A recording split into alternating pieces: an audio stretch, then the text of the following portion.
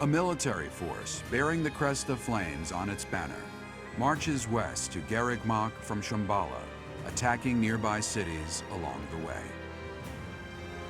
Rhea informs the Alliance that the enemy's general is none other than the ancient Fell King Nemesis.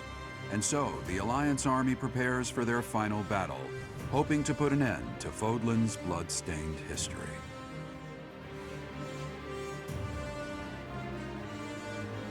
This will be my first time doing a final boss on Maddening in this game. I'm a little bit scared, honestly. I'm a little bit fearful. This is what it comes down to. What's the plan, my friend? We will defeat Nemesis. I thought you'd say that. And of course, I'll be joining you. What about the rest of you? Our enemy is a monster of legend. As always, there's not a shred of proof that we can win. A foolish inquiry, Claude. I must finish what my father started. Started? Your father ran away before the battle even began. Well, all the more reason why I, as his heir, cannot flee now. I'm in. I need to get back at him for hurting my brother. I'm not going to let him get away with it. Wow, Hilda's serious about this. I, too, will fight until the end. I wish to protect Fódlan's future. I feel the same as Lysithea. It would hardly be fitting for Captain Gerald's apprentice to bow out now. I'll show them everything he taught me. I will give it my all as well. For the Professor, for Claude, and for all of you who helped make me as strong as I am now. I'm in too. And when we're done, I'm gonna eat tons of steak to celebrate. This truly is the final battle. At this point, you shouldn't have to ask us, Claude. You know we're with you. I do know that, Ignatz. But I had to ask, just to make sure. Look at how reliable you kids have become.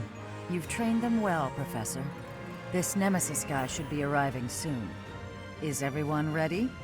It's finally time. I won't let any of you die. I'm on board with that. Let's all make it through this alive. Let's defeat this dusty old king of liberation and put an end to this history of lies. Once we've done that, there'll be nothing holding us back. A new and brighter age will begin. Let's go, my friend.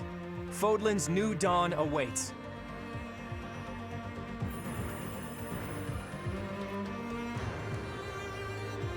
Fódlan's New Dawn. That sounds like a good title name for this video. What's up? I might just yoink that one. Maybe. I'm very tempted to. I'm glad that it's telling me now unit commands. After moving, you will see a list of possible unit commands. To end your unit's action, select wait. To cancel, press the B button. Man, I'm glad I'm finding out about that now.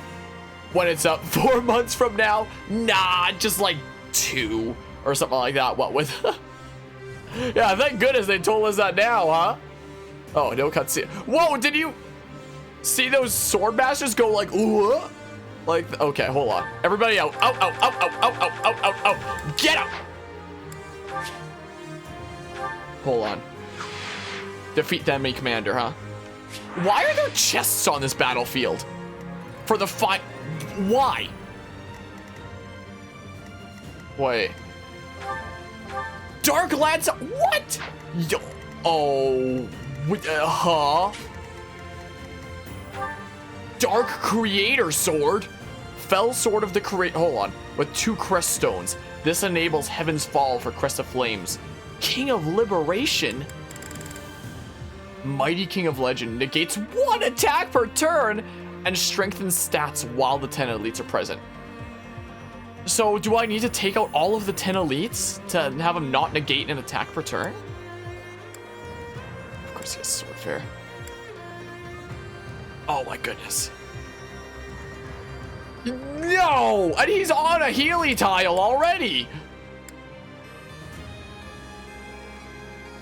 Oh, so you can't really get him from afar.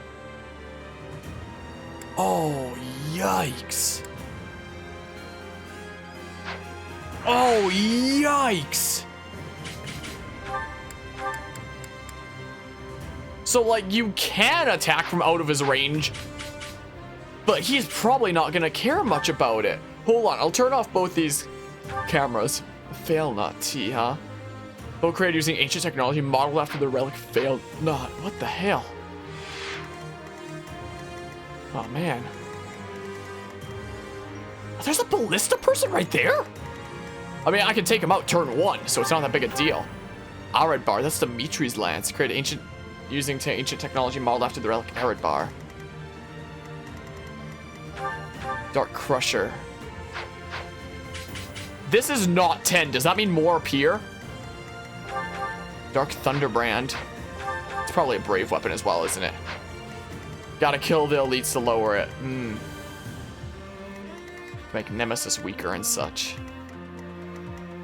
Oh, wait, do they not? Some of them don't move. There's Freikugel. Huh. What the heck? Of course there's some random mage back here that's just gonna spam fortify, huh? I do wonder what's in the chests. To the point that I'm actually gonna Google it. As a thing. That is what I'm going to straight up do. Fire Emblem 3 houses. Wiki Golden Deer Chapter 22. Is it worth going for? Oh, gross, an IGN guide. I don't care about that. I just want to see what's in the chests. Is the thing. This IGN freaking thing is useless. Alright, here. Let's see here. Fódlan's New Dawn / For the Freedom of Fódlan. What's in the chests according to Fire Emblem Wiki? I don't care about the enemy data. Strategy, I don't care. Chests! What's it? I'm just gonna Control F chests. The chests are nice to have if you want, but not necessary. Well, tell me what's in them! Oh. There's 3 chests. There's a secret book, a giant shell, and an arrow of Indra. Whatever the hell that is. Some kind of lance, apparently. Okay, well. Oops. Oops, okay, hold on. Let's see here. Don't know why I didn't do this before. Yeah, let's go ahead and do that. Okay. It's so strange that I'm doing this in my Assassin's Creed Black Flag cosplay, considering, you know, we were just streaming some Black Flag earlier and finishing that game up. Okay, so all my go-tos and such. And then, yeah, that's what I'm thinking here. So we can have Ignatz and Raphael adjutants, and then one more adjutant. I mean, Anna has not been very useful to me this entire playthrough, and I've tried to use her, but she's gonna be a little bit useful now. May fortune smile upon me. Unless, like, Manuela's just straight up higher level or something, but hold on. Level 20? Level 21? I mean, 16 magic.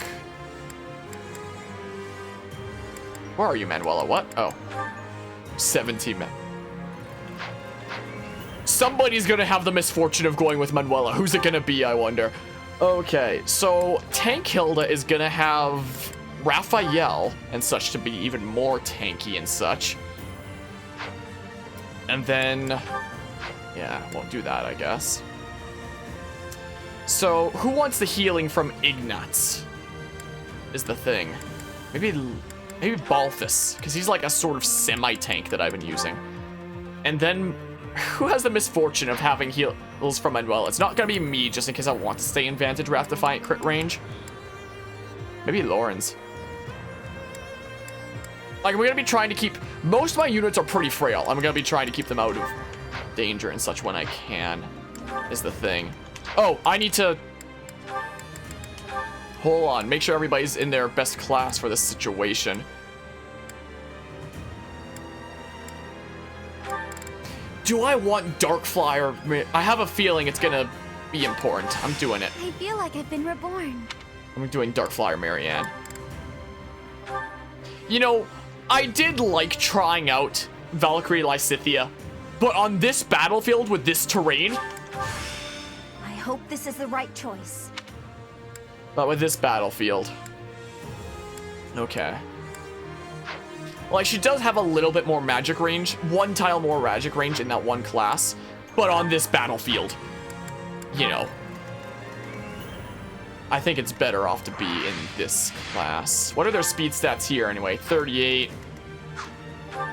39. Yeah, we're not gonna double like anybody ever. 43. 41. Okay, well. Okay. Water is poison. Oh yeah, swamp. Minus 10 HP each turn.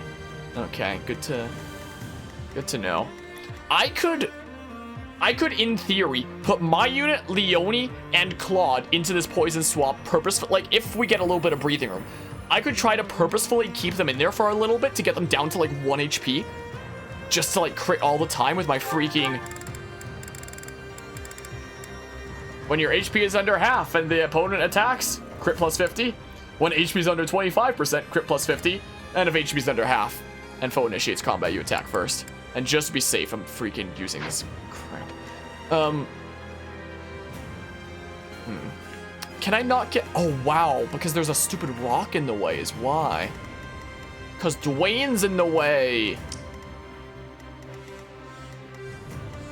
I could put Leone here. I could get her situated. We can literally take that out turn 1. And then get her situated there. And ready to snipe some nerds. Wait.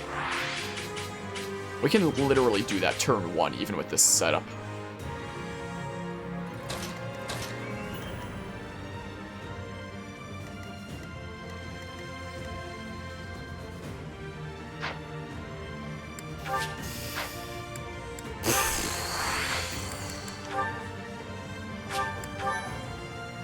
Here we go. Moment of truth.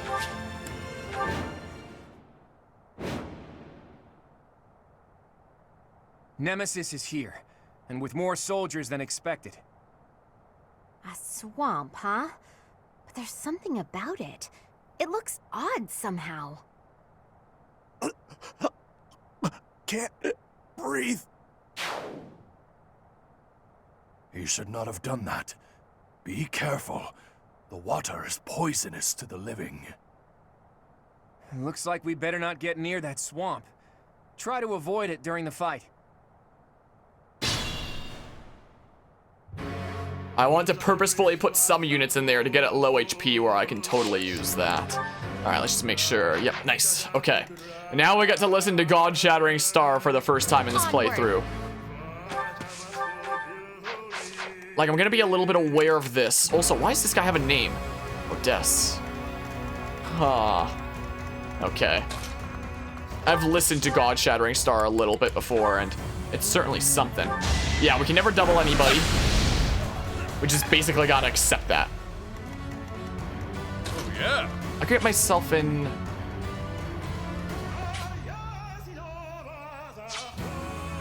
I'll avoid it if I can, maybe.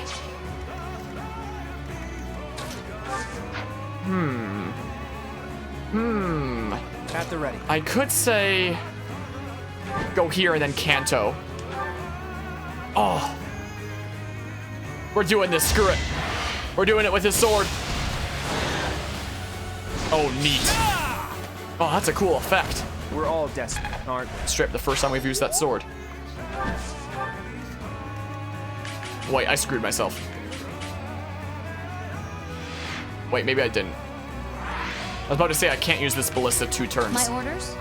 But yes, I can if she cantos and then Yuri dances for Claude instead, and then Claude uses the... Wow.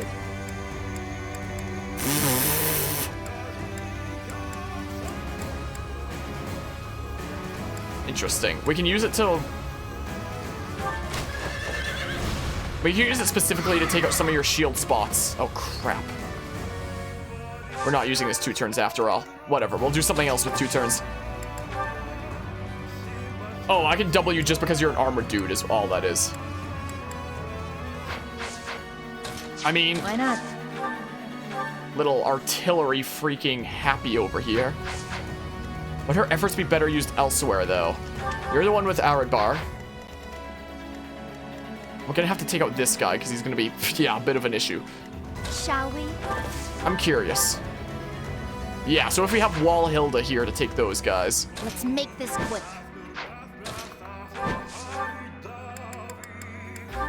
Jesus, range. Yeah, you're a fountain person. I'm gonna take you out. Is what I'm thinking here. Got no time for mercy. Because you're a little bit of an issue, aren't you? Yeah, Hilda's not gonna care about that, I don't think. And then that can bait you out. Oh, she cares a little bit about that. But as long as you don't crit, she doesn't care enough, I don't think. And then we can use that to bait you out, which is perfect. Which is actually wonderful. At the Sword of the Creator and the Shield of Saros. What's my strategy? What is your strategy? Lauren's gonna kill, but only with Ragnarok, so I'd rather leave that up to Happy. There's someone else that he can attack from here without... Because I know Happy can attack some of these other ones. It's a thing. Tag team them with Constance. But like...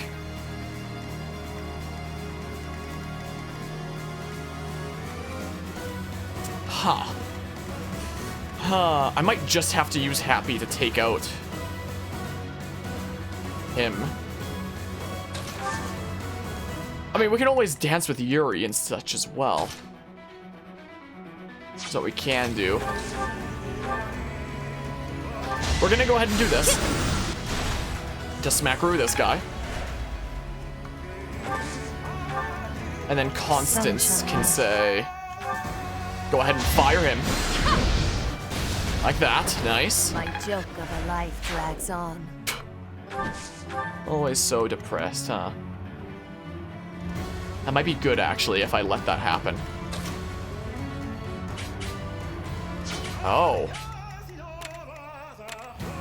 Oh.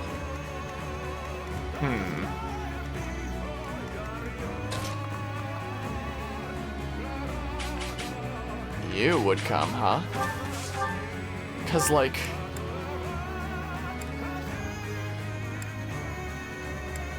We can do 20 there if Lawrence can do 61.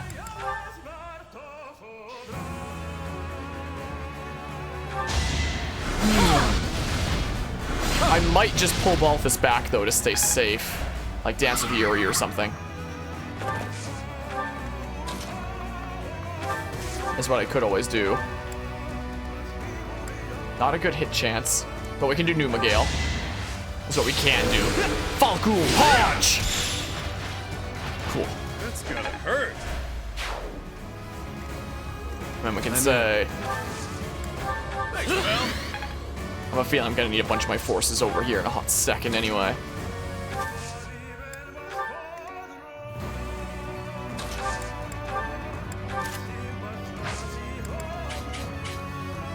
Wait. Who else would... This guy would go after me? What? Oh, he can get that tile. Darn. Huh. Haven't yet won the fortnight. Can't quite say that. Only one of them would be able to attack me realistically, though. God, but if it's Gauntlet's one, he's gonna 4 times me, so I don't want to risk it. Like, so that should be 9 and 5 for 14.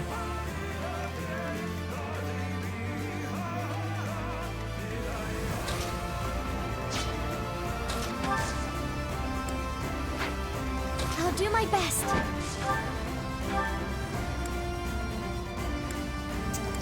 Wow, really?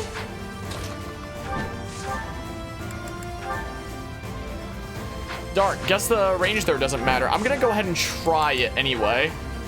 That's what I'll try. Okay, nice, it actually landed.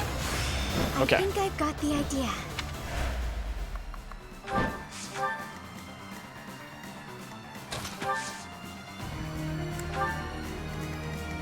So 14 plus 42. Hilda should live as long as you don't like randomly crit her or something like that. Is the thing. And she's gonna want to regen some health for next turn, so that's what we're doing. Saros, will kill you. Do not get in my way. So that's Nemesis. You're a crusty old bastard, you know that? All those who stand in my way will be destroyed. Well, darn. Oh, looks like he regens a little bit. Oh, they probably have the thing that gives them like regen on the poison swamp, the skill. Oh, you're doing that instead of using your physical attack. That should be able to counter attack. Okay. Huh. I think they've got some sort of magical link with Nemesis. Could the magic be protecting him? Not sure, but we'd better take out his 10 commanders before taking him on. Yeah, I'll certainly try. I might also switch to my regular playthrough layout like this. It's what's more standard for this playthrough anyway. Okay. Yeah, tank Hilda. Successfully baiting out these guys. So we'll take out one of the commanders then and there, which is nice. Oh, they're coming over here. Hopefully the Freikugel guy doesn't come over. Okay. Oh, that's a bit of a situation, isn't it? They're coming over.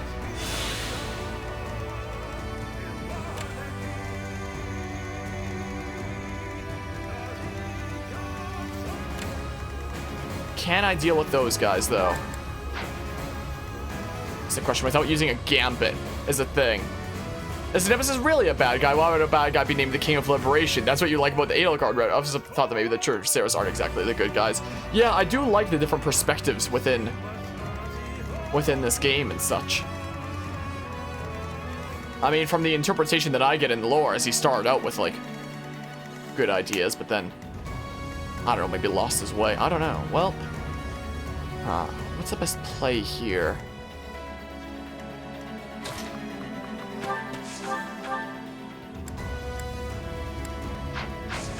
I wonder what would happen if Lorne's Frozen Lance Horseslayer plus this guy.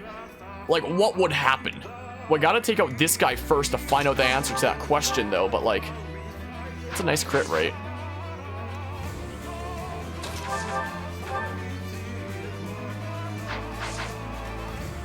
These guys are concerning. I'm gonna have to deal with you.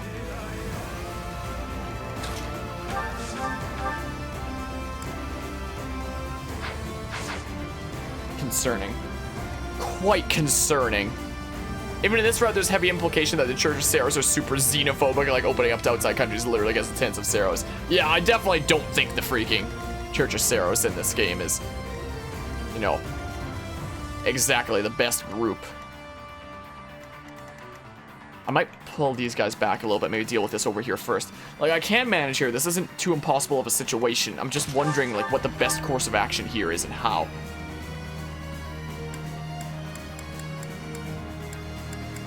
Wait, Dark Spikes T? Wait, Dark Spikes T. Oh! The Death Knight Deleter won't work against this guy. Oh my goodness. And yeah, this is true there. Of curiosity. Hilda can finish him off as long as somebody else takes a pot shot first. Maybe that job should be up to Constance. Who the heck would...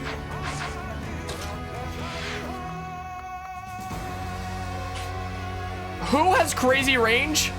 What the hell is this royal bullcrap? Wow, okay.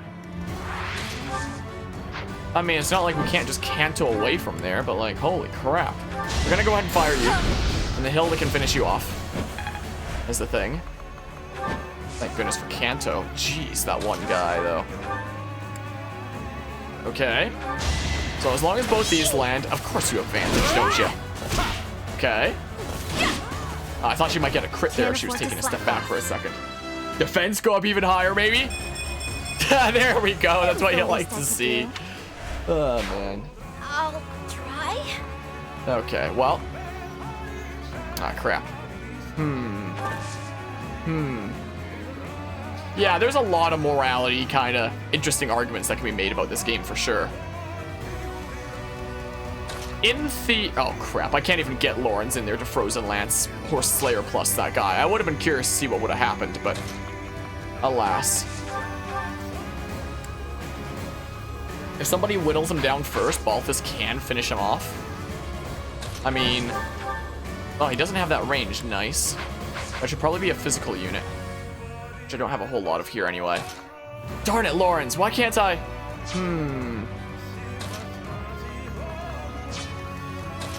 Maybe this is the task for my unit. Maybe. Because, yeah, you're going to have a lot of resistance and such.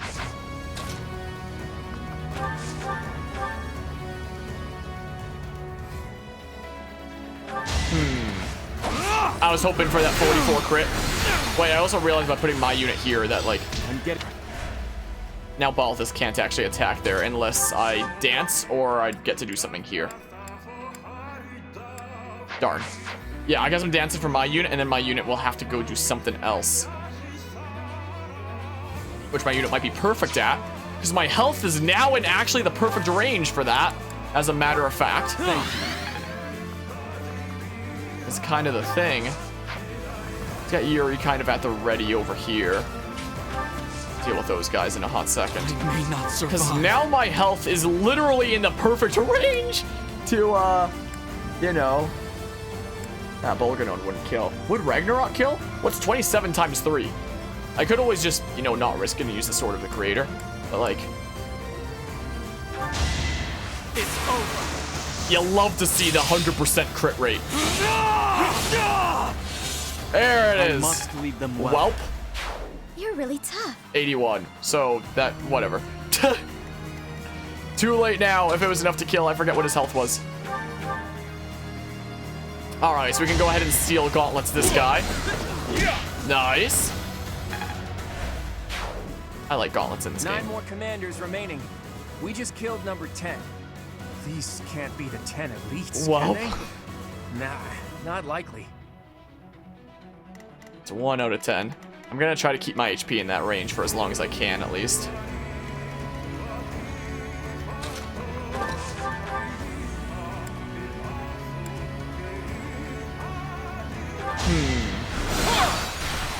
If somebody else can do the 42 needed, that'd be cool.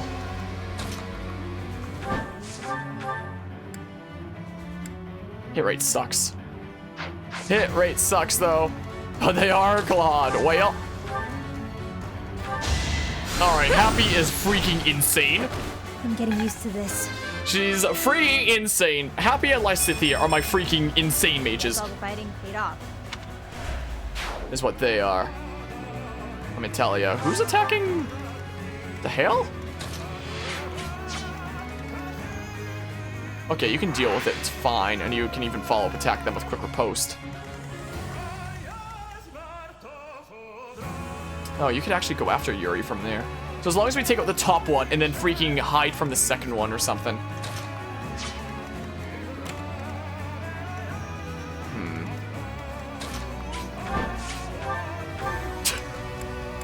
Dang it! One more tile. So here.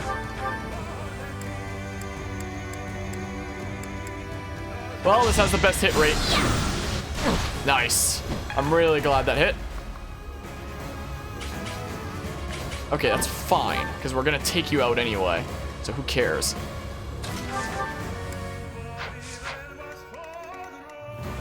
Ah, that tile's still open though. Okay, cool. That's actually pretty neato.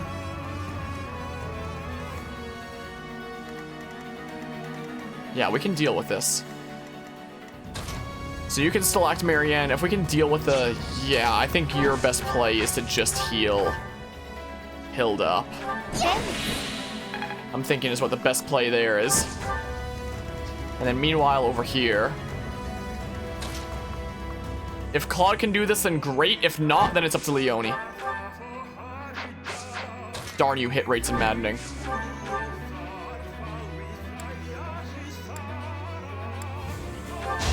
Iron Bow. Nice. A fitting outcome.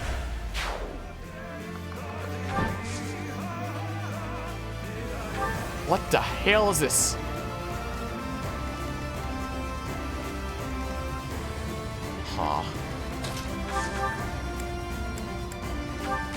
If we can take out your tiles like this without having to worry about that regenerating, then that's great.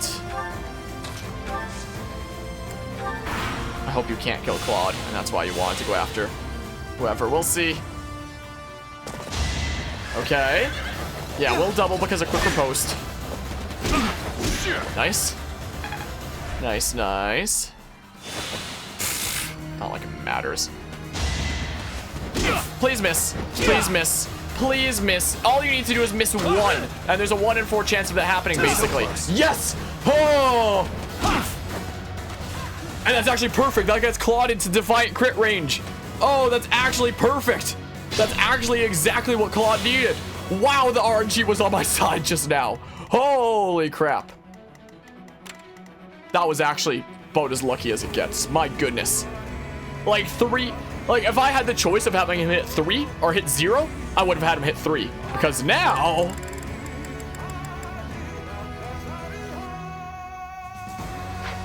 What's your crit rate, Claude? With the killer bow? 93, huh? Claude God mode activated. Yeah, just you wait here. I'll have to deal with this guy. All right, it's under control so far. Things are definitely under control so far, to say the least. Sure, take a pot shot at him, Lawrence. We have a little bit of breathing room now to do stuff like this.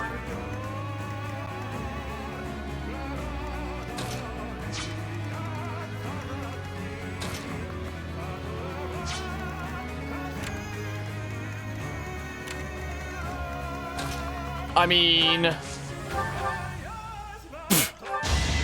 Okay. Okay. Child's play. Sure. I will absolutely take it with Flane.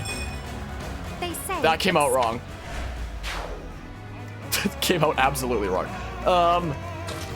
Do you have crit rate from the ballista? There's no way. 58% crit? Weak. Ah, no! What, you didn't Kanto from there?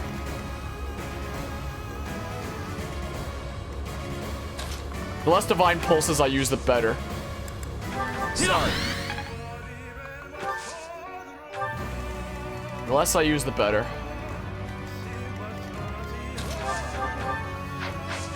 I mean...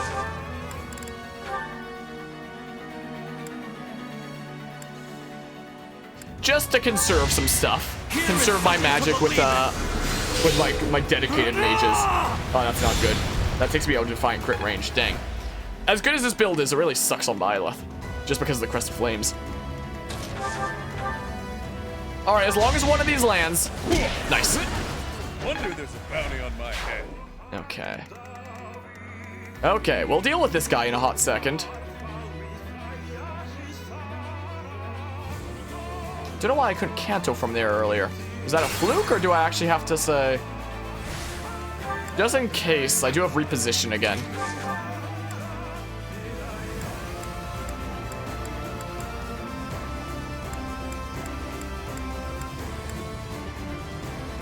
Oh, 17% hit on you. 79 on you. There's a critical.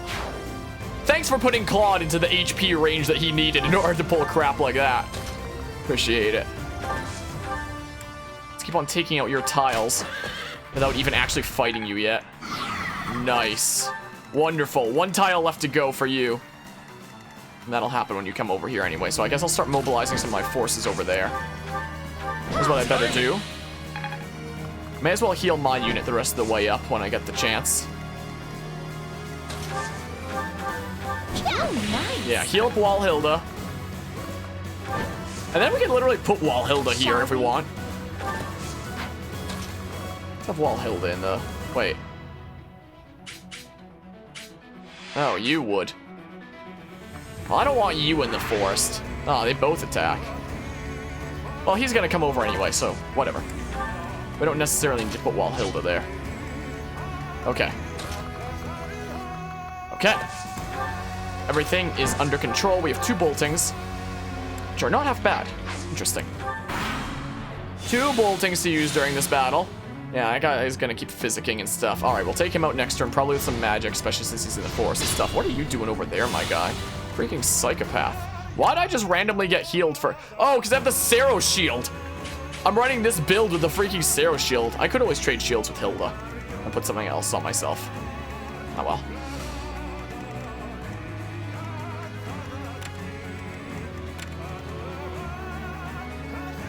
I could get ready to ambush you for next turn. I do have enough mages that can Canto after all.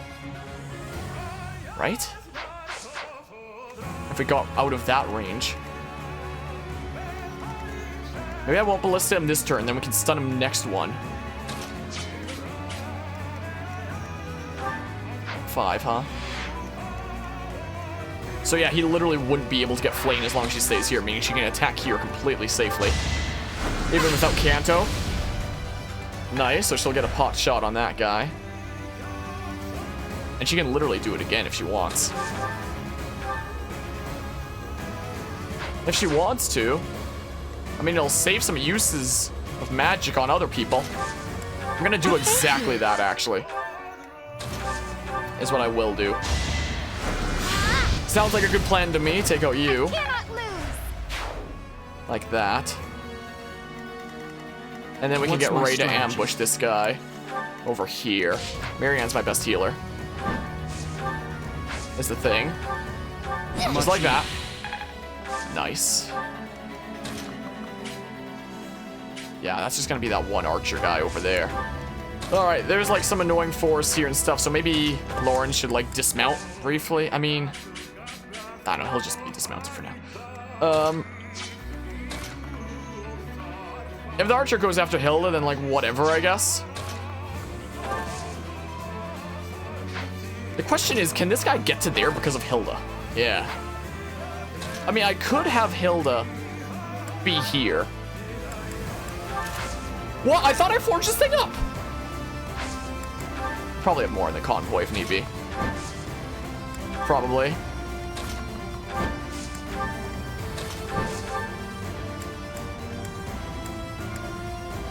%32% chance to hit, 51% chance to crit. I'll see if the 32 hits. Oh, the 32 hit, but it didn't even crit. What? Wow. We live in a society, don't we? 60? Okay, we can probably take him out next turn. Okay. Nope, Claude stays at low HP. Claude stays there. Oh my goodness, he healed himself all the way up. Darn, well. Okay. He literally can't do any damage to Wall Hilda. This build is hilarious. Oh, you missed. Not like it matters. It's so dumb. Alright, you literally have one tile left, so like, who cares? You know? Oh, I need to death from there. So I guess I'll go one tile closer and then say... Where's the...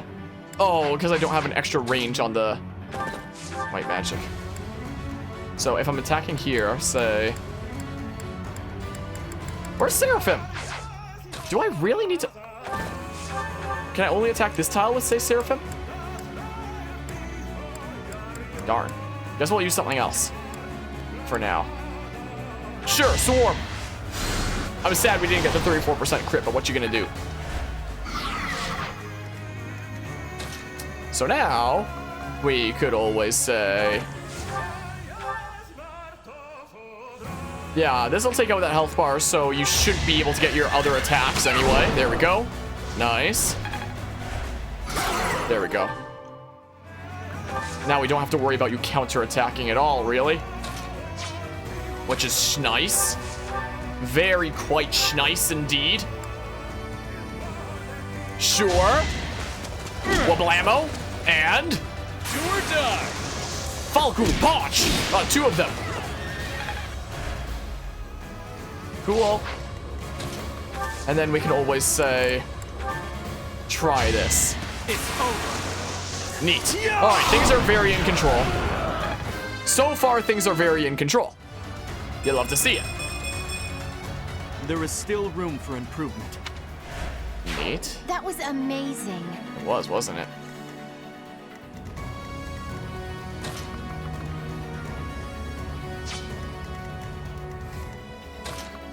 Let's say... Okay. Because this guy's annoying. Is the thing. Miracle! I'm curious, how much would you do to Hilda? Enough that I can tank with her. If I put you, like, just into her range. Put her just into your range, sorry. Anyway.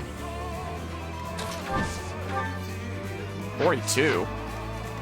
Probably better off sniping with somebody then.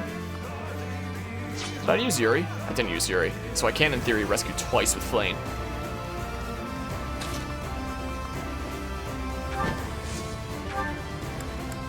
I mean...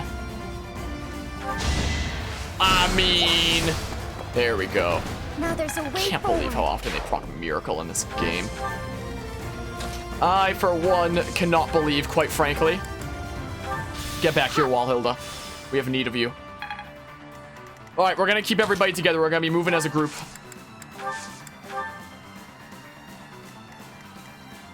That's what we will be doing. Sounds like a good plan to me. Gonna keep everybody tight-knit, close together.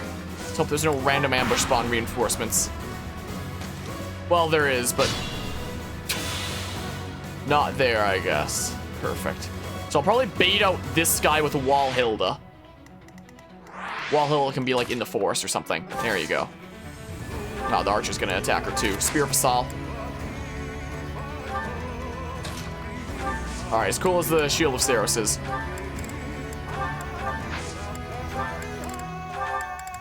I mean, Silver Shield might not be a bad idea.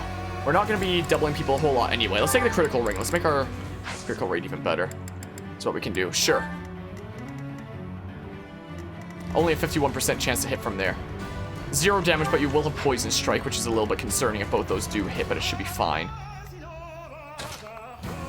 I mean, 13% chance to hit. Yeah, we don't have to worry about that right now. Not so much for dancing for the stat buffs this time. I mean, we can do that for now. Yeah. I think everything's fine. Just slow and steady. Slow and steady here. And we can easily conquer this. Let's do that. Let's do that. All right, here comes this guy. Ow. I'm glad that he attacked before the...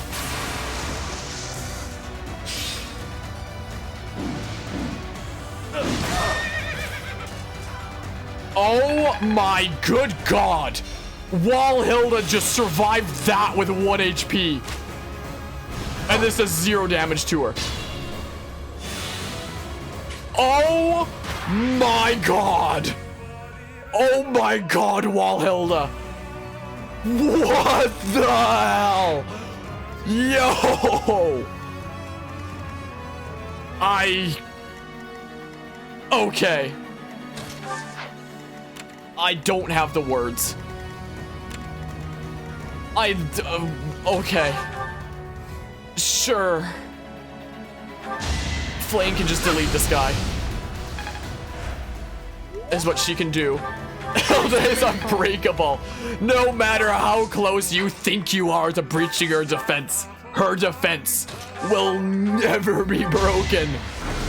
The unstoppable Walhilda. Okay, so that's 2.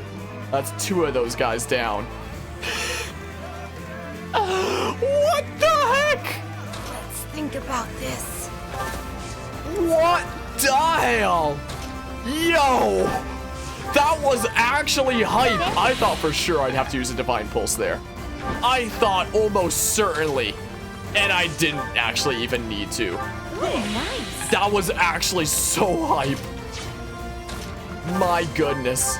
Look how many people need to heal Walhilda. With how much HP she has. Oh my goodness. I could always put like my unit in there to just tank this over and over again. Because like, it only has 14 more shots. To be fair. But if I save those shots, then I can use them myself. Is the thing. So the only one here who needs HP is Claude. So, Oh my goodness. That was so dumb. It was so dumb. It was so dumb that it was so good. Okay. Yeah, I'm gonna get ready to put Walhilda in there again. Oh, are you coming out? Why are you coming out? Works for me. Oh, I was gonna put Walhilda in your range to bait you out. You have pass? Wait. Oh, you do have pass, but like...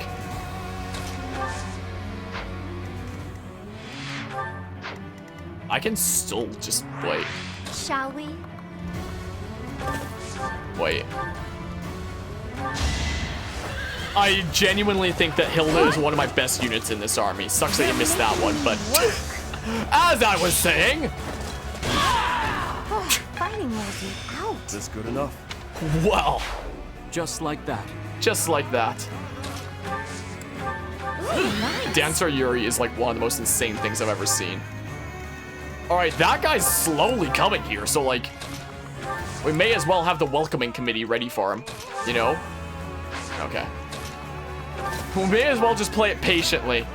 Like, slow and steady here as long as there's not random ambush spawns. You know what they say? Slow and steady wins the race as long as there's not random ambush spawns. Which I sure hope there isn't. Freaking final boss, you know? Alright, slow and steady here. You want to go after Flane? Flane won't care. Oh, you are going to go after Flane, huh? I mean...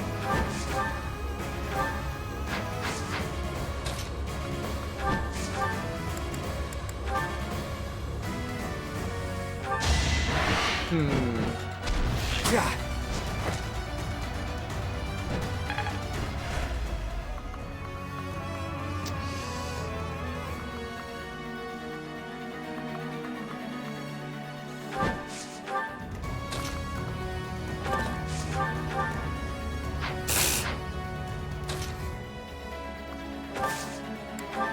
Hold on, a hot ticker here. Hold on just a second. What if we tried again, though? What if we just straight up tried again?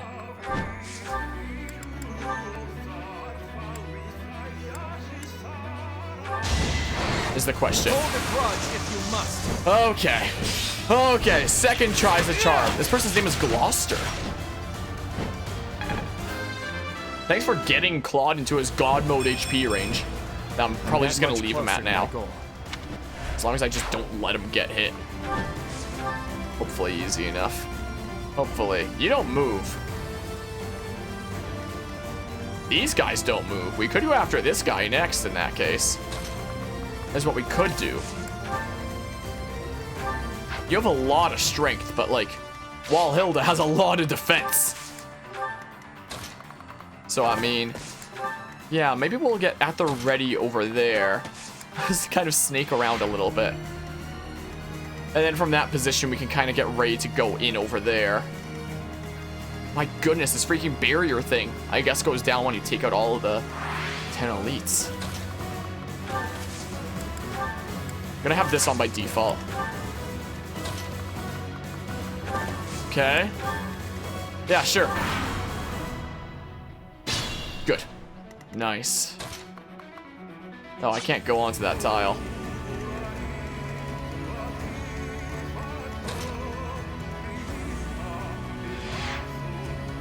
Wait, there's two of them? There's two of them. Both of them would do 0 damage to Walhilda. The question is how much damage this one guy would do.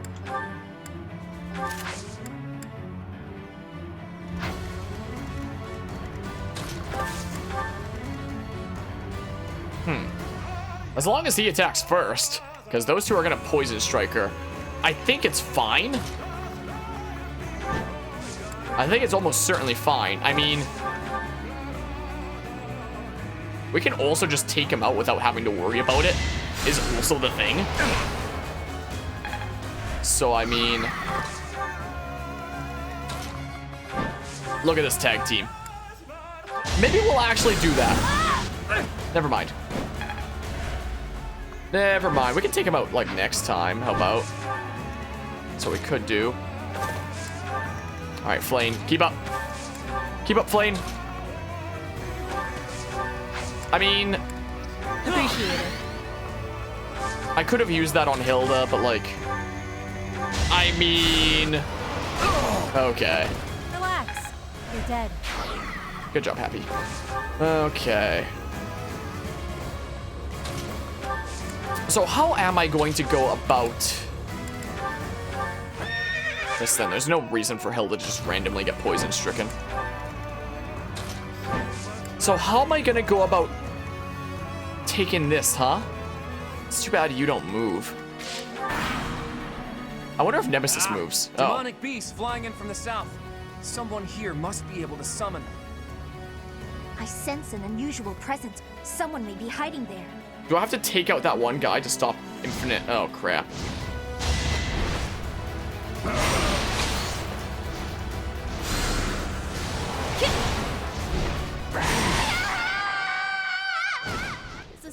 Man, I love random ambush spawns, don't you? Aren't they like the most fun and balanced thing ever?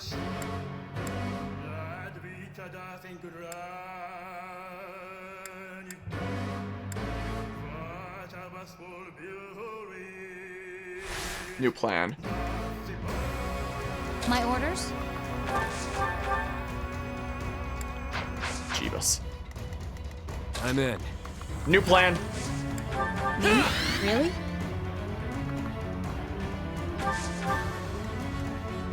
Why not? We can attack from here and then canto far away. Same old, same old. And if he goes after Wall Hilda, then who cares, you know? That's the thing. Hello, hello, Marvel. How are you doing today? Welcome to good old God Shattering Star. Welcome to this. I'm looking forward to finishing off this game. Quite frankly. Let's make this quick. Just to be safe. Yeah, so you should almost certainly go after Hilda. Or... What's my strategy? Oh, I could swap with her, but then I'd be... I'll go here, see if the Demonic Beast wants to attack me. We'll see. Alright, so we took out that guy, so that's gonna force that dude to spawn. So we probably need to take out that mage that's on the Healy tile in order to stop reinforcements from here. Which we should be able to do without too much difficulty now that we know that it's a thing. And yeah, I can take it without dying. Nice. Nice, nice. Hello, hello, Marito. I don't know how to pronounce things. But indeedly do. All Hilda cares about is the Poison Strike. I can't believe they have Poison Strike in Maddening. Oh. Oh. Ow. That's rude, isn't it? It's rather rude, huh? You didn't get me into Defiant crit range, though. Dang. That would have been cool. That would have been hella cool, wouldn't it have been? I could always gambit you, or I could just open up a tile, which Happy can do in one attack. She has effectiveness against monsters is a thing. Or we could even have somebody like Leone, say, take a shot. And because of the effectiveness against flyers, this should just break that spot. And then if we just focus our efforts there. Yeah, cool. Then that's exactly what we can do. You guys don't move. So it's just a matter of who I put into those archers' range, is the thing. Oh, yeah. I mean, we could break the other tile too. Which Happy can always do. In one fell swoop as well, is the thing. Oop. So both those tiles are broken if Balthus wanted to get in there with something. Could Lorenz... He can. Lorenz, Hellman, Gloucester can indeed take off that first health bar, which is quite nice. My skills are rising to my status. Okay. And then we can always put, say, Balthus in here. Okay. Okay. Smackaroo.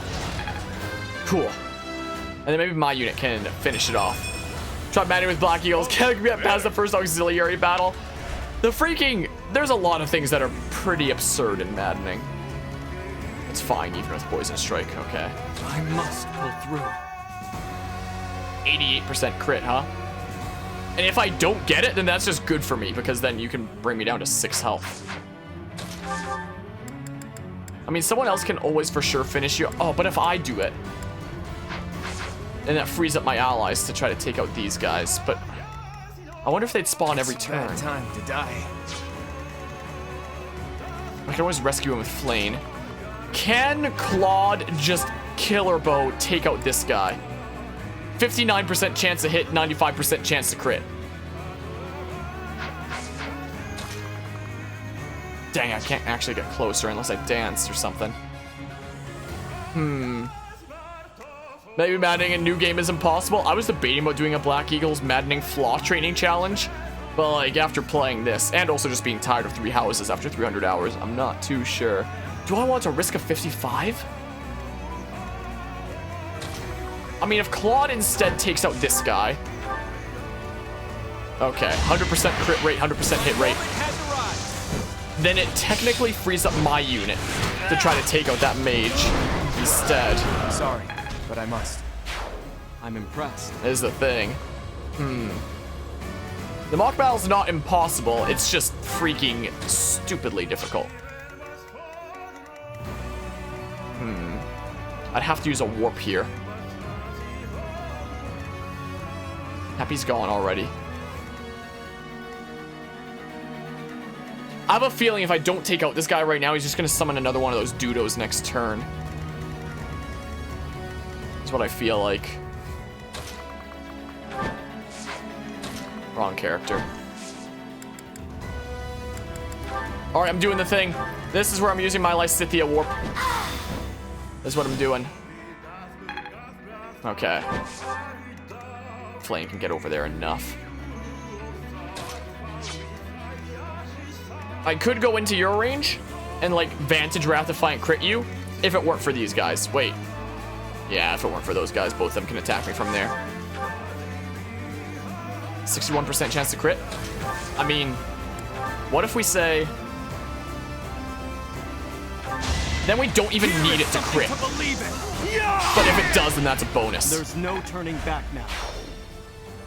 Oh, okay. Now he can't call any more demonic beasts. Okay, See nice. off his allies. I mean, I don't even necessarily have to rescue my unit. I can probably just physic. Well done. And I should be fine. Is the thing, and I can save those rescues. I have plenty of rescues. I probably don't need to conserve them, but I will if I feel need a be. little stronger. I feel like that was probably a worthwhile use of my first warp.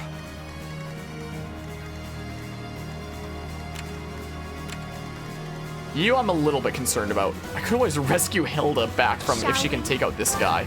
Can she? Not quite. We'll save it for next turn then. Sunshine. In that case, we'll start advancing next turn here. Sounds like a plan. Okay. Yeah, this is the final boss of the Golden Deer map. Or Golden Deer route. And I'll finally finish off this game after. I'm really looking forward to finishing off this game. I'm not like super into what's happening with the good thanks. I'm not super into what's happening in the final boss and such because I just want it to be done with and such, you know. All right. We're going with Happy this time, as it turns out. It's not too much damage, but the poison strike is rather irksome. Is a thing. Ow. Ah, that's a perfect HP range for Vantage Wrath Defiant crit, but as long as these guys are here, no real consideration of that. I might just have to pick them off and then do some rescues and such. So it might have to happen. Like, Hilda can do a decent bit here. Is what she can do. This guy can do, like, no damage to wall Hilda. Is the thing. So, I mean... Wall Hilda is pretty insane. I could always stand on the platform, but... Oh, darn. That's concerning, isn't it?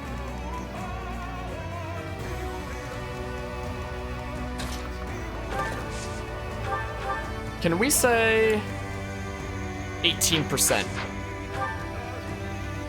18%, huh?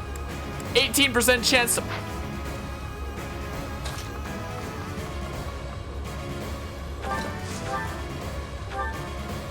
Okay, let's take out this guy with Happy and my freaking artillery. Relax. You're dead. That's what we do. Okay.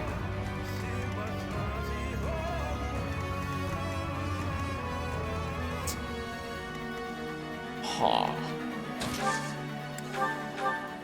I'm gonna have to heal my unit up again is the thing. My one physic user, Marianne. Thank you. Would I be able to survive with that? Wait, don't you have shove, Balthus? You have shove.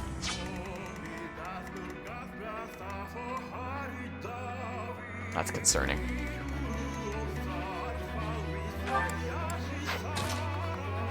That's concerning. It will kill because the poison strike is the thing. So they for sure want my unit, huh? Which means I can put Hilda in range to... Cool. I can put Hilda in range for this guy. Okay. Okay, yes. I like this plan.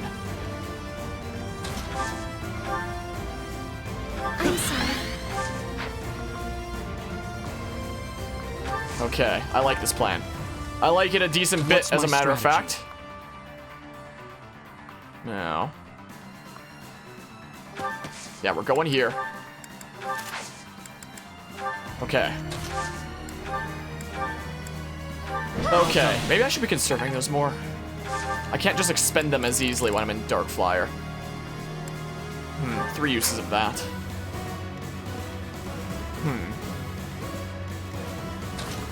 Gonna be at the ready here for that one guy. Yeah, no. Okay. This is the plan. We'll see if it works. We'll see if Hilda gets randomly critted again. Oh, you're using your thingamabob. Oh, nice miss, nerd. Okay, cool. That went pretty well. I would prefer you used Eridbar, but Eridbar would have had a higher crit rate anyway. All right, this is manageable. This is manageable. Why do you watch people playing games? What, instead of playing yourself? Because then you can see people taking like different styles, add their own commentary to it, add their own perspective to it, see them doing different routes, experience what they're experiencing, see how they're enjoying it, experience it together. It totally is the same as watching football. It really is.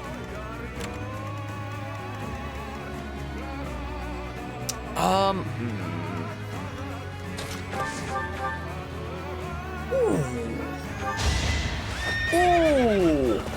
Hilda is literally one of my best units. Like, she's insane.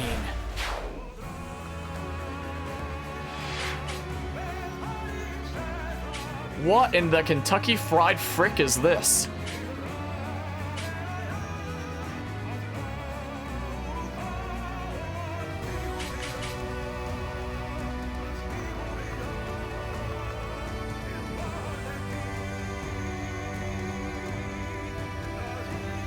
A mage would go after her there as well, so I'm probably not gonna risk it. I don't think.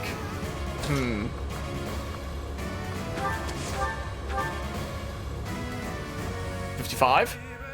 Let's get the honor guards pretty easy. Let's see here. 55? Darn you, game! Didn't get the thing. That's a shame.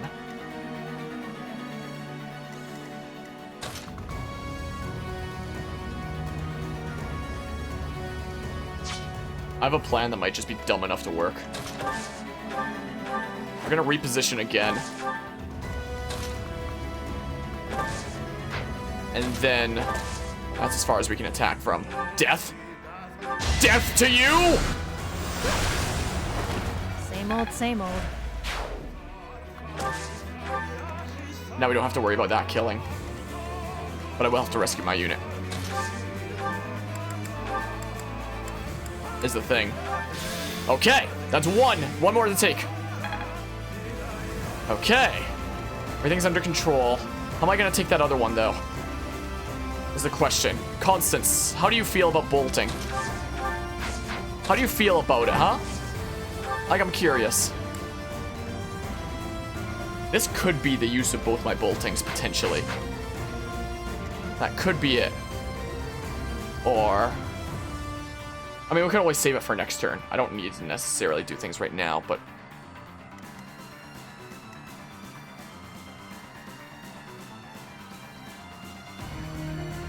But I'm impatient, and I'm gonna do it anyway. I'm taking that other one this turn as well.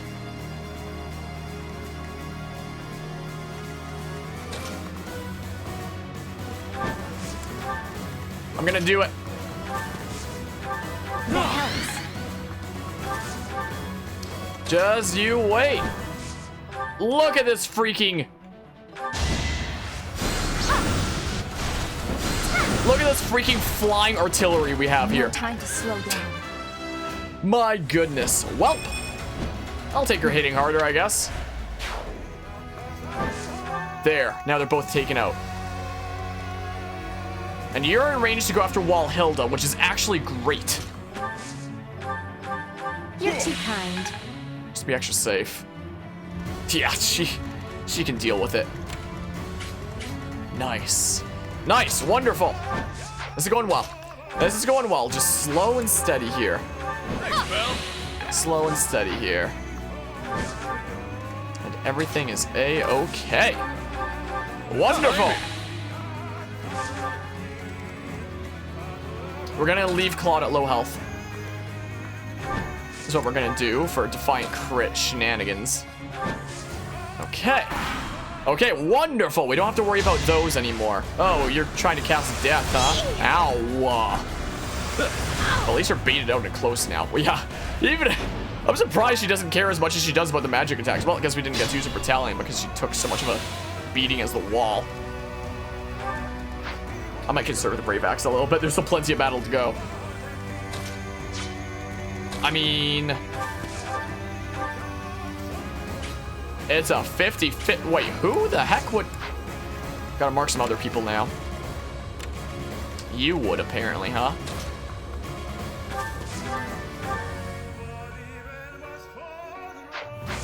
Might not be necessary to do that. And you're the only one that can reach there, right? Looks like. Cool. Nice. So yeah, we'll take out, like, this area. Nemesis doesn't move. We can kind of like circle around Nemesis around this way and kind of ignore him at first. And take out all his friends so that he's weaker and such. That's kind of what I'm leaning towards. Yeah, let's go ahead and do this. Use Leonie's Brave Bow. Go ahead and take out this ancient shoulder. Yeah, ancient shoulder. Man, my shoulders feel pretty ancient sometimes when they ache.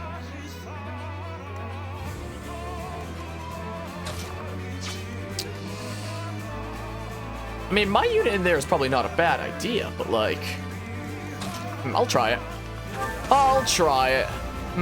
God Showering Star's attack on Titan vibe? I can envision that. Allow me to demonstrate. We won the 50-50. Smackaroo, Charon, Charon, whatever the hell of the 10 elites. Hey, look at you. I can get my unit out of there, but do I want to? I don't think I want to. That'll actually get my health in the perfect range if you do that. Yeah, we're gonna regroup, actually.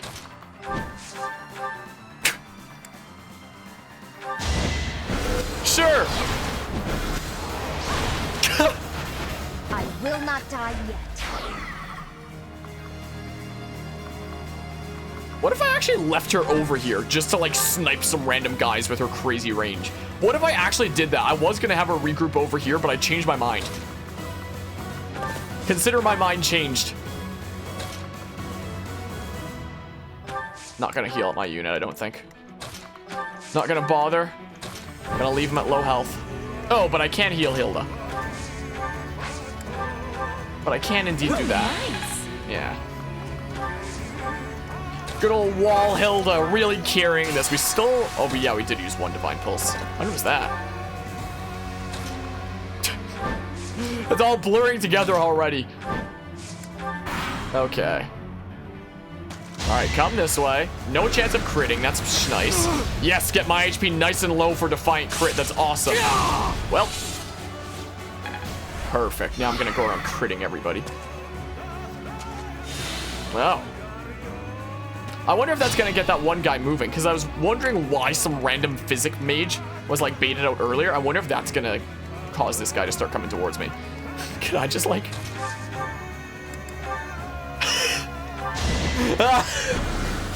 It's so dumb!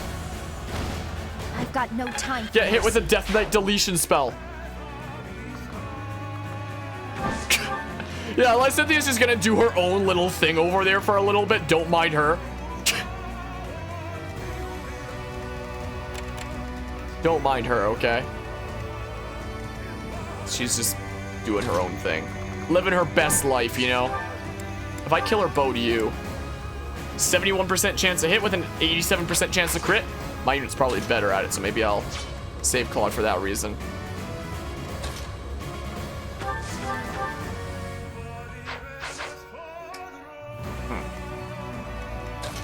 I mean, it's not like you can do anything to Flame. Flame does not care about magic, like, at all, is the thing. Consider my mind changed. Harmonious quote of 2021. That's gonna be it, huh? Alright, let's smackaroo you. My goodness, sometimes I don't realize the absurdity of what I say until it's repeated back to me. Okay, that away.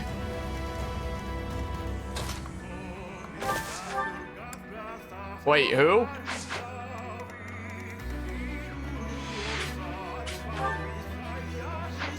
Boar? 3 to 10?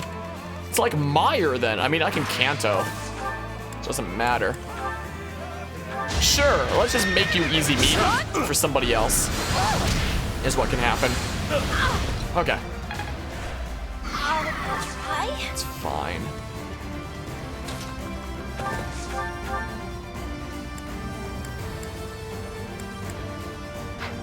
Doesn't that suck, huh? I mean, Lorenz!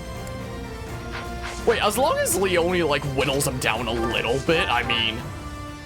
If one of these 18s lands... Not one of these 18s, one of these 64s land. Come on, one. Heck yeah! That's all I needed. That's all I needed, because now Lorne's Helm Gloucester can go ahead and Ragnarok this guy. Cool. A nobleman does his duty. Indeed he does, doesn't he? Okay. I may not survive. Don't worry, you'll survive. 100% crit rate, huh? Here is something to believe in. Thanks for bringing my health down to this level. Miracle!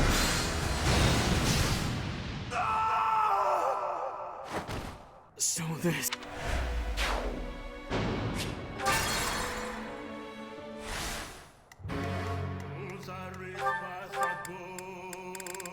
That's a 1 in 4 chance, by the way. I'm in. 1 in 4.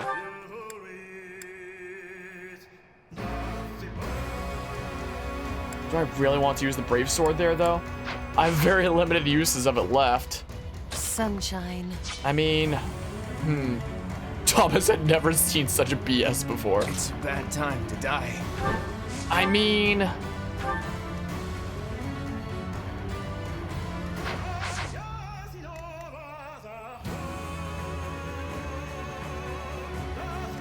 I'll do my best. If I...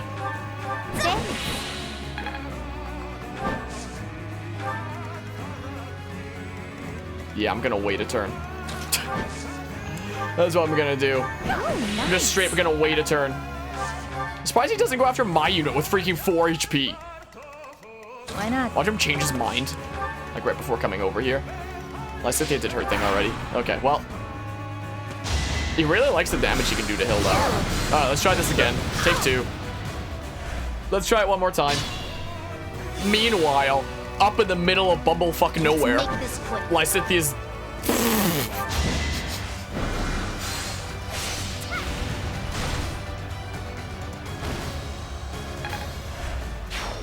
Great. Oh my goodness. Just wow. Just wow. How many boars do you have anyway? 6.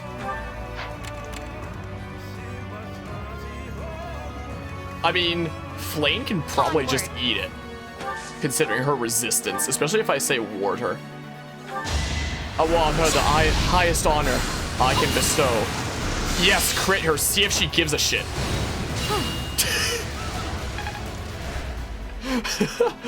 Oh, man.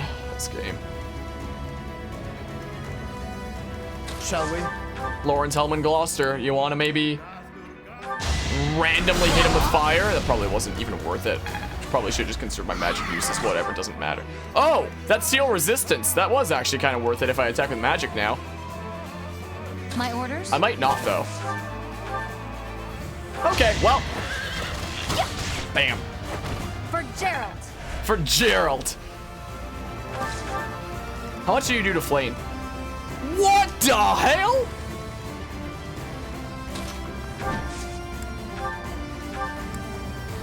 And she's the one who doesn't give a shit about magic most of the time. Oh, lovely. Ward. Oh, now. Nothing? That didn't change anything? Does Ward have no effect on that? What the hell? I'm confused. You're too kind. I'm a wee bit confused about that, but I mean... Ooh, nice. Gotta actually watch how many heals I have. Isn't that crazy? Alright, can Flame just like eat it all? 6% chance to crit. Oh, maybe it just brings you down to 1 HP. Maybe that's what it is. The highest tier of dark magic foes hit are left with 1 HP. So you can't kill her? Or you'll hit her for 1 now? So if I just heal her a smidge? Is what you're telling me here? No wonder it hit so hard. So we can just like, you know, outlast that. And meanwhile, over here.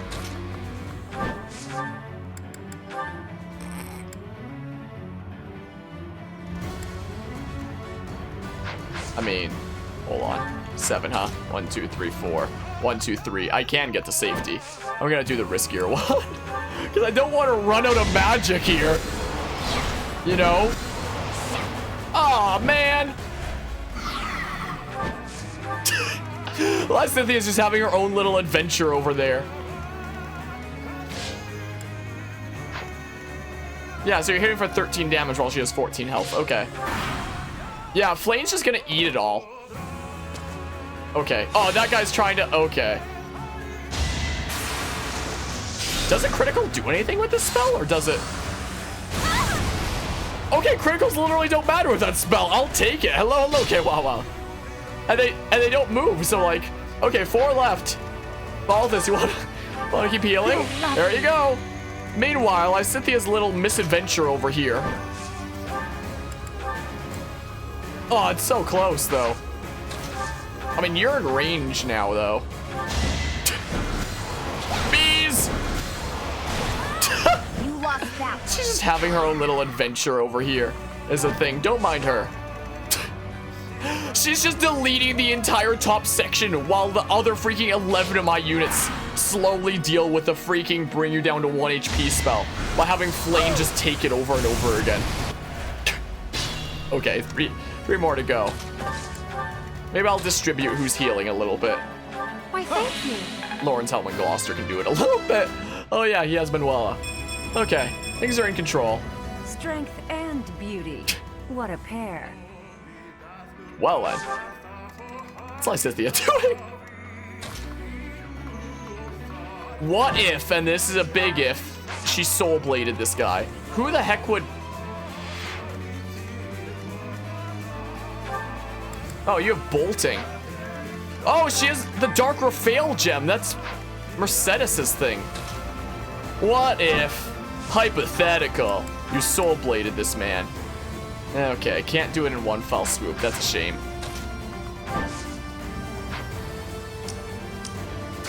What buttons am I pressing right now? I'm getting mixed up with freaking Project Triangle strategy. Holy heck.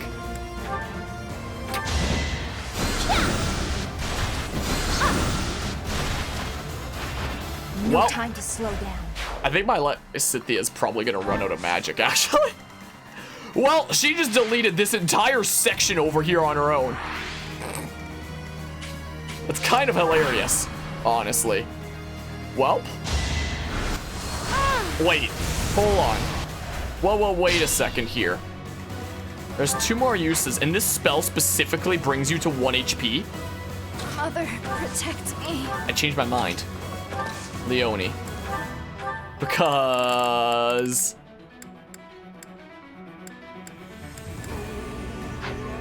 I've changed my mind! Oh, lovely. Okay. That's Yuri can also heal over here and such. Whoops. Here's a few we can spend. Yeah, let's purposefully get Leone down to there. I know that you have... Do we have Defiant Magic? I think I took it off. Yeah, I did. Does anybody have Defiant something else? Does anybody else specifically want 1 HP? I don't think so. I could do it to my unit just to like... Oh, but my freaking battalion's running out of endurance and stuff though. Yeah, let's give it to Leone.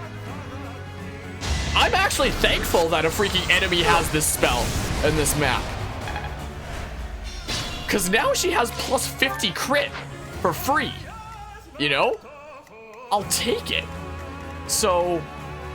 Okay, interesting. Interesting. How's Lysithia's misadventure going? I mean, she's running out of magic. I might just take this with like my whole squad later. I think I'll do that. I'll bring her back. I'll bring her back. She had a fun little misadventure. Okay. Alright, so Leone now has plus 50 crit. As long as I keep her there. And just don't let her get hit again. Not looking good. Sure, Claude can have it. He'll just get like more entrenched in his plus 50 crit area. Okay. Ow, 3. Yeah, that actually turned out to be hella useful. Look at that. So now we can bait out these guys. Probably with Walhilda. Shall we? We shall. Yes, actually we shall. Sure, let's just throw that on for whatever reason, I guess. May not survive. Yeah, look at that. Look at that. We have 3 low HP Vantage Wrath Defiant crit allies now. Onward.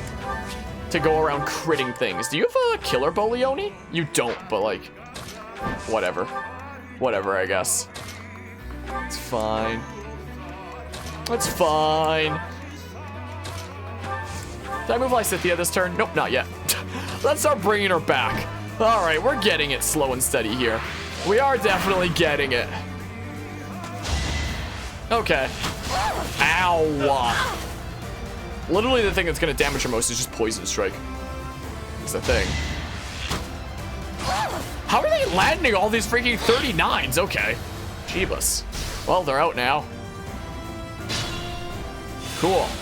Do you move? You do move. I'll be aware of that, I guess.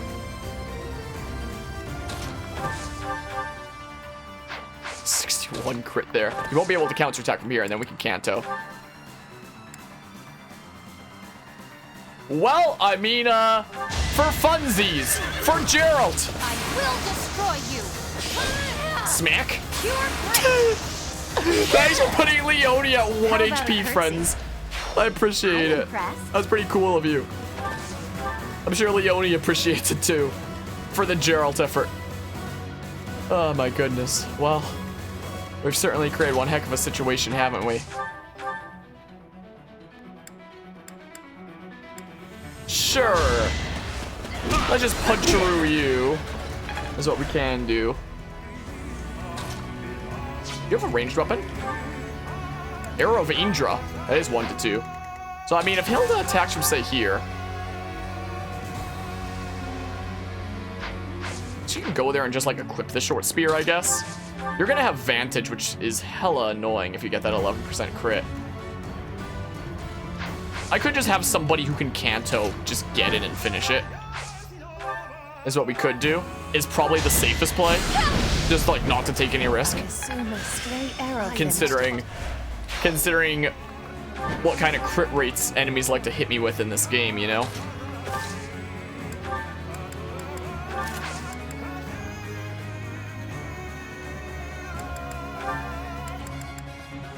I changed my mind. If I do this, then I won't be able to counterattack the freaking Spear of Indra or whatever the hell, but it's not like we're gonna do a whole lot of damage with the short spear anyway. Changed my mind again. Consider it changed. So then we'll go ahead and say do that. And then we can do this. Don't heal Leone. I want to leave Leone at 1 HP. Is what I want to do. And Balthus can come over here and say, don't heal Leone. Don't you even think about it. Wait to get back out there. Neat. Don't even think about healing her. She stays at 1 HP. The way Geralt would have wanted. Man, Fortify would be so much more useful if I wasn't trying to leave a bunch of people at low HP purposefully, you know? Alright, Lysithia's back from her little misadventure just deleting everybody to the north. Okay. That is a freaking crazy thing, isn't it? Yeah, I shouldn't have done the short spear. Dang it. You have a lot of freaking defense then. I mean, the short spear isn't exactly super powerful, but I mean. So you don't move. You don't move. We can take out this guy. We're gonna like circle around Nemesis here kind of slowly. Is what we're gonna do. For Geralt? For Geralt? Come on. There we go. Oh, Aegis. For Gerald. No. I'm having way too much fun with this. Well. I got cocky. Oh well. Go you. Okay, well. There's that. That's a little bit of a concern, isn't it? Can you just not... You can't counterattack from that range. And Nemesis can't reach there. And this person can't reach there. I mean, if I get somebody in that range, you just can't do anything. Let's get ready to shove somebody's face in that range. That's what we'll do, I guess. I should have a bunch of regular heals with... Yeah. You're too kind. Sure. I don't think I've used any heals on my unit yet. Okay. Wait, I wonder. Who has more range? Okay. If she was a Valkyrie, Lysithea would have the range to attack outside of that guy's range. But I put her in Dark Flyer for the greater movement, and I think it's really helped me. Yeah, we're gonna start conserving some magic and such. That's what we do. I mean... Sorry. If you can't move, then just like, what are you gonna do to this? Hey, can you speak? Just puppets controlled by Nemesis. Well, they're the strongest puppets I've ever known. I wonder if there's... Hold a grudge if you must. I do wonder if there's unique dialogue for every, like, crest holder with, like, their ancestor. Okay. Yeah, he can't do anything. He might be healed up in a second here, but he just can't do anything. Is a thing, though. Like, what's he going to do? You know? Sure, let's get moving. Well. Interesting. Interesting. Yeah, we're just gonna go do this, methinks. He's gonna be healed up by a few people. Is he gonna be healed up all the way? Oh, he actually got healed up all the way. Dang. If I crit with a combat arc into it, what did I get healed by? Dang it, the Sword of Bagalta.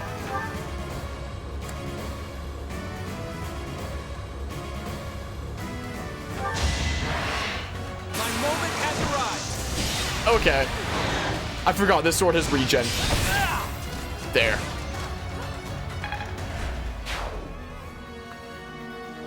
There, let's lose that HP on the poison tile again. Okay, welp. 100% crit rate, huh? I mean, I can always do it with like the killing edge next turn. Or I can do it this turn anyway. Because screw it. Thank you. Sure, stay here for the thingamabob, whatever.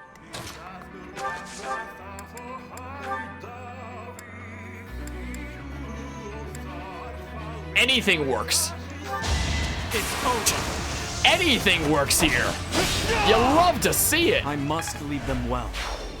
Nice, and then the poison's gonna take off my last little smidge of HP. That's cool.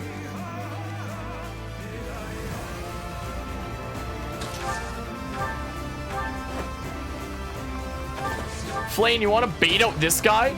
Since you don't... Oh, she's not gonna... Oh, okay, well... Wait, who would attack here then? Wait, he can? He just doesn't really want to? Because of Flame's freaking res? Yeah, he just doesn't care about Flame. He's like, nope, not getting involved with that. Nope, nope, nope, nope. Really? Interesting, well... Yeah, I am gonna loop around here to take out these guys because it'll make Nemesis a bit easier, but we're getting there. We are indeed getting there, so I mean... No, don't reposition. We're getting there, and then this maddening freaking madness will finally be over. I'll keep everybody else out of the poison tiles, I guess. I should have freaking cantoed out of there. What am I doing? There, let's get him out. And stuff. Does that make it easier, just make it possible? I mean, you may well have a point.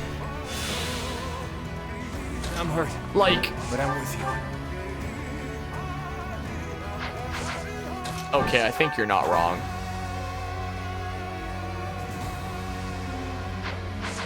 What the hell? I'm gonna leave Claude here for a little while with something that is not the sword so that he can, like, lose health. How did I not lose health here? What? I want him to lose health. Want to keep on your mage killing streak, Balthus? Maybe? Smackaroo? Cool. That's gotta hurt. Neat! Get a random level up for Ignatz, I guess. I want to do my part. I'll do your part as an adjutant. Need Gambit and somebody who can tank. Walhilda. Walhilda could probably tank a little bit. Like, I'm curious. Like, she can't Gambit. But, like, as long as he doesn't crit, she can tank it. I mean... But we're gonna try to make it more possible. Is the thing by, you know... moving over there. Yeah, let's go ahead and do that. Let's go ahead and do that. Whoops, what am I doing with my life?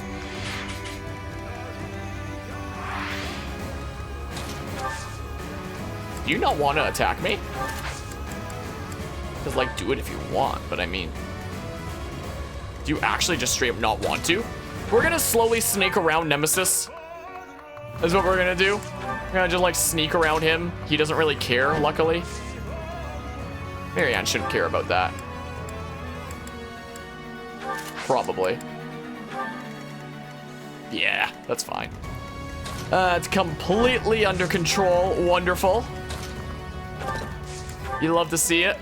Put Yuri over here, sure. Cool. Well, yeah, Marianne has pretty good resistance. Nice. Nice, nice. Love to see it. Oh. Wait, what did I just get? Did I just get the... Why are us two not getting damaged? What? She has... yeah, transmute. If unit is hit with a magic attack during enemy phase, grants +3 to all stats until next player phase ends. Oh, so now is her chance to delete something is what you're telling me. That's basically what you're telling me. Not as much as I would have hoped. Well. Can I just, like...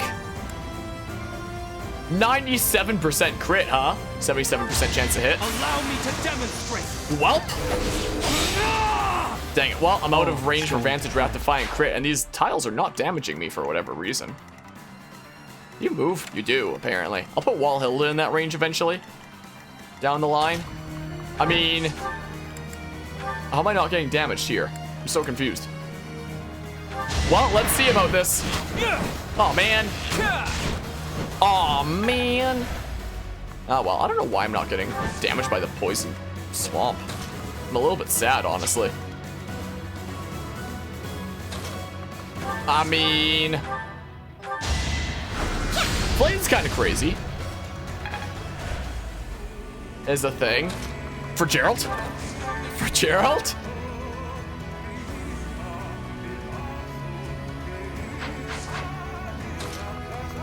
Let's have somebody else whittle him down a smidge more first. That's what we can do. Like, say, Crescent Sickle, Frozen Lance. That's pretty hype. That's not half bad. Lawrence Hellman Gloucester, the new Death Knight. What the hell? I'm 91 missed?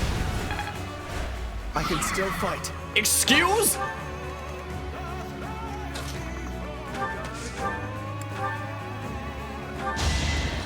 This. Yes. Now. Now then. Now! For Gerald. Now then. Pure grit. All right. My goodness, I feel like Leonie's the freaking protagonist of this Fired up. mission now.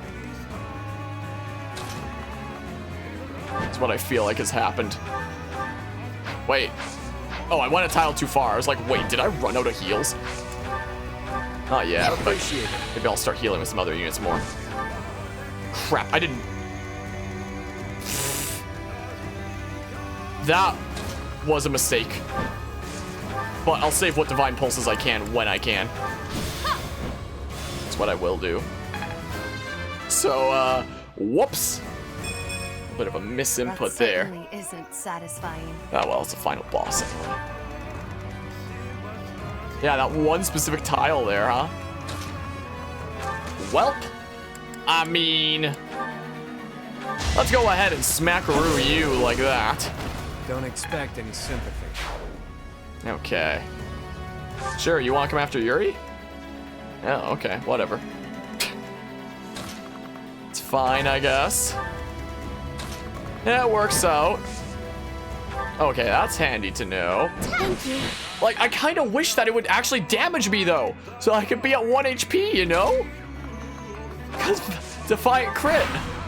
I want to be at 1 HP. What the hell? It's damaging him, but not me and not Claude. I wonder if Claude dismounted, if it would damage him. I wonder. Well, like, let's do this. Well, bam. Like, maybe I'll dance for him and have him dismount and see if that damages him. Because if I can purposefully get him back to 1 HP, that'd be great. More battles means more strength. I kind of accidentally put the freaking, you know, sword that healed him on him, which was a mistake. All right. Walhilda goes here. All right, dance. Thanks for that. Dismount. Dismount. See if it damages me. But like, if it's not damaging my unit, maybe it won't damage Claude either. Man, I want him to get to 1 HP though. If I can somehow do it, you know? If it can somehow be done, I would like it to be done. Some way, somehow. All right, slowly and surely. Slow and steady here.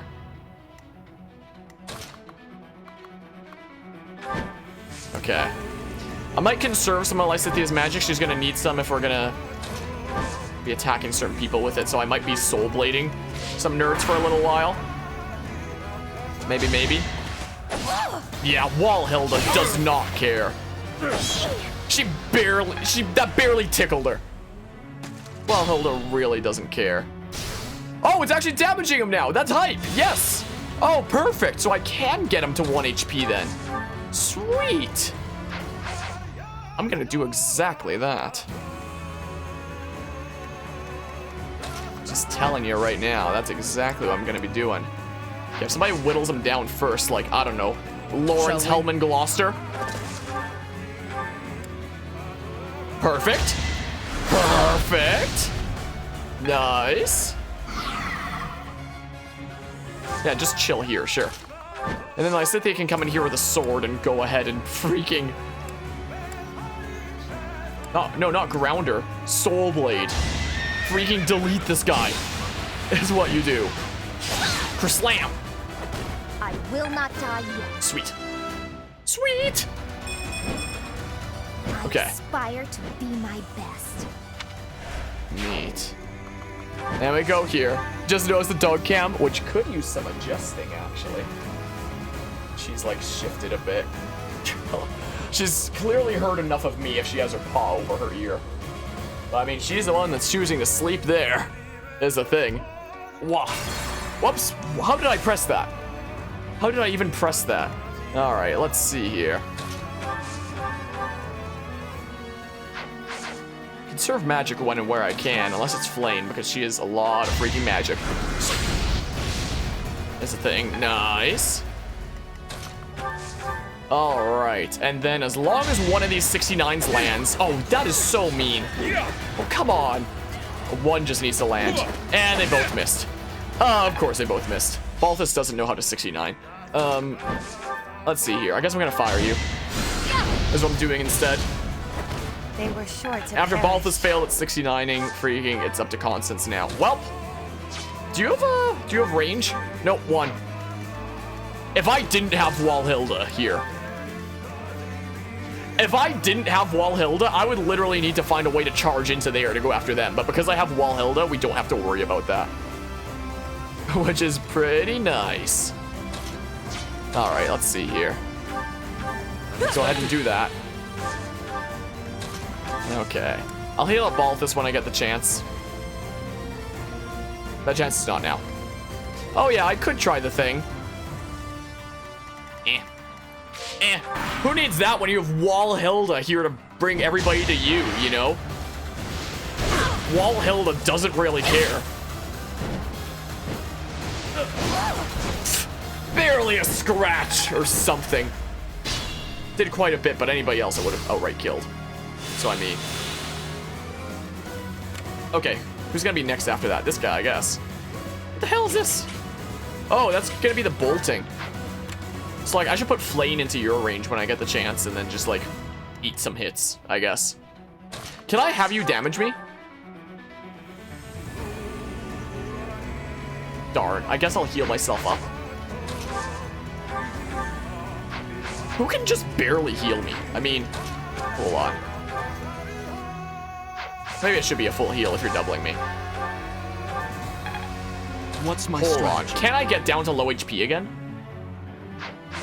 Is what I'm wondering. Can I?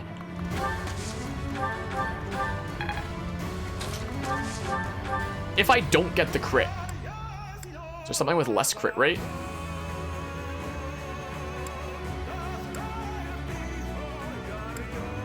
I mean... Yeah, so this for sure won't kill, so you'll for sure hit me with 28 times 2. That's actually great. Bam! Oh, no! Oh man! Wait, but we can try it again, though. Is the thing, I'm gonna need to heal myself again. This is so dumb that I'm trying to do this just to get myself down to 1 HP. Hold on. As close as I can. Hold on a hot second. Dang, I need one more little smidge. Lawrence Hellman Gloucester. Well done. Can assist. The nobleman is always there to assist. Okay, let's try it again. Oh, but it's 67 now. Well, smack. Come on, hit both. Yes! Yes! Yes! No! Gosh darn it! Whatever. Never even got to use my freaking gambit. Whatever. I won't undo it with Divine Pulse. I'll say it's worth it for the freaking thingamabob. Where's Flame at? Oh, she's over there. Well, the 1 HP you're kind of lost because Defiant crit. I have Vantage. When foe initiates combat, unit still attacks first if HP is under 50%. Wrath. If foe initiates combat while a unit's HP is less than half, grants crit plus 50. Defiant crit. Grants crit plus 50 when HP is under 25%. So essentially, if I'm under a quarter HP, if anybody attacks me, I'll attack them first and immediately critical hit them. It's kind of hilarious. So I could, in theory, try to get Nemesis to attack me and have him die for it. I like this idea. I like this idea a lot, actually. Leonie and Claude are running the same build, so I'm trying to get them low as well, is the thing. It's a bad time to die. So Claude, Leonie, and my unit are all just kind of sticking around in the low health zone. I mean, unfortunately, as spicy of a build as it is, it's not that good on the main character because of the Crest of Flames, which can just like randomly heal you up and get you out of that 25% HP range, unfortunately. So it's like best on other units rather than your own unit. But, you know, it's still kind of hilarious. It's still pretty wacky. What are you almost... That's flying that you're almost at A+, and interesting. Yeah, we'll get Flane into this range to like... Yeah. Just eat the boltings. Just eat it. Nice. Very nice. Okay. Yeah, so... Balthus could use some heals. Claude isn't quite as low as I want him. He's gonna get back in the Poison Swamp to get damaged some more.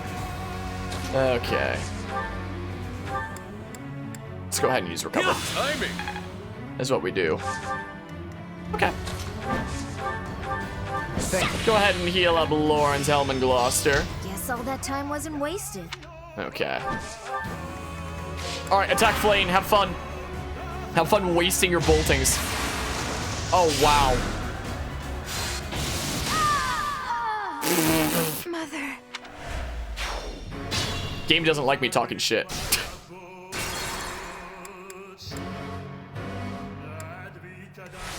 Let's make this quick.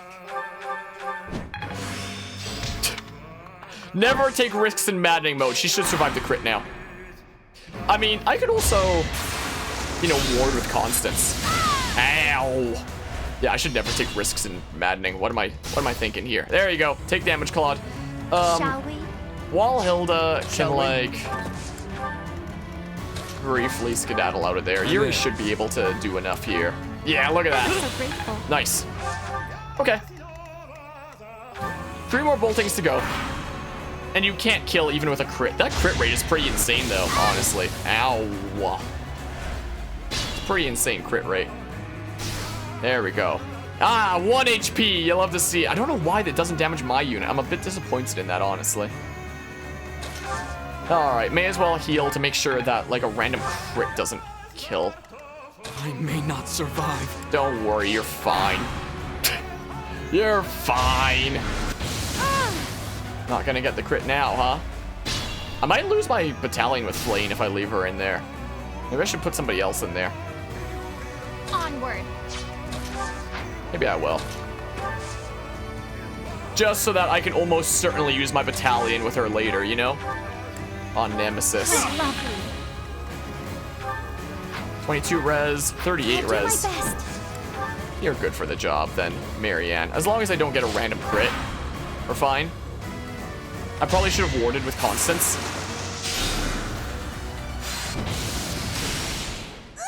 I hate this game. This game is so dumb.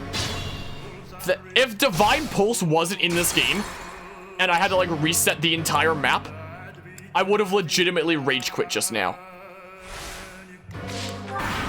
Honestly. I would have done so. Sunshine.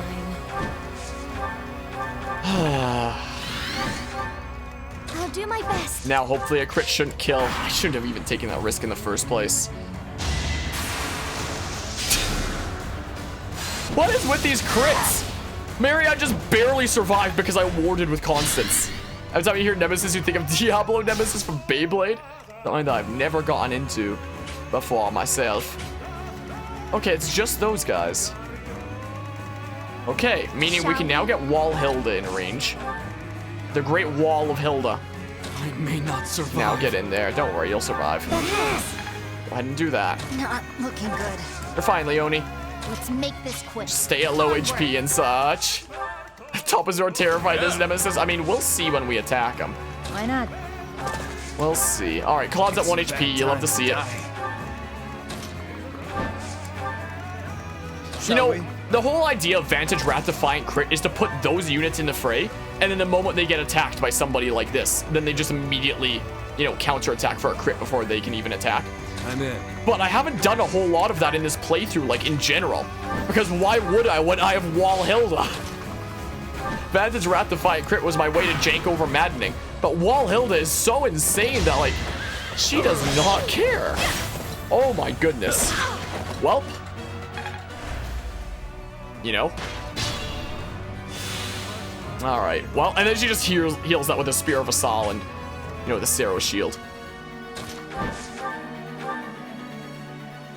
Oh.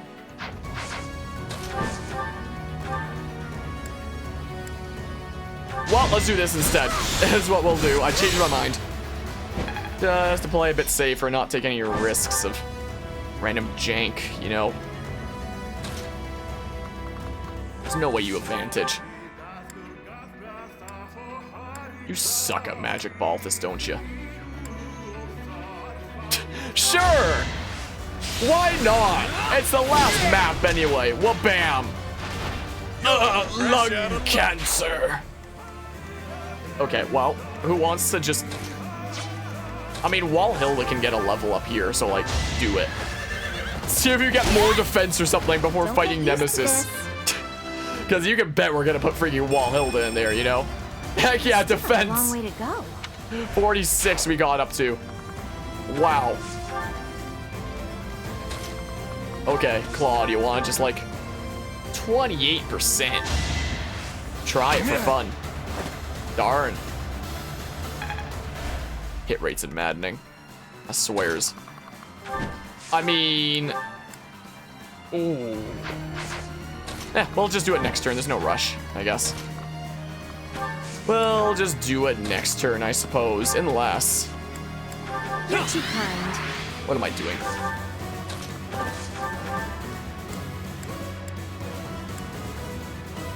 It's tempting. I mean, as long as I snipe with somebody else. As well. Why no crit rate? Do crits not happen again? Is there some skill that nullifies crits because you're a... Oh, I think the Hero's Relic nullifies crits. I think is exactly what it is. Probably. Is what the Raphael gem is supposed to do. One of the things that it does. Okay. Goodbye! Stabby stab! Alright, so Nemesis's defenses should go down now. Is there gonna be like a small cutscene for it? Maybe, maybe? Wow. Train harder. Wow, Raphael. Professor, Claude, all the subordinates to Nemesis have been eliminated. It took some doing, but now's our chance to face off against Nemesis. Look! The swamp cleared! The swimp cleared. I really hope there's not like random ambush spawn reinforcements now. Hello, hello, Puppy Ocam. God, you saw the stream going live. Message of E. My, oh my. So now it's time for the final boss himself. He can't move, right? He doesn't like move in Maddening. Good. Good. He's just chilling there. As the thing. Not in this time zone it isn't, but hello, hello, clouds. Yeah, that just looks like the Sword of the Creator. I mean, it's similar. It's similar times. And hello as well to Press Line. A whole bunch of people stopping in right now. My, oh my. You think Nemesis is kind of hot?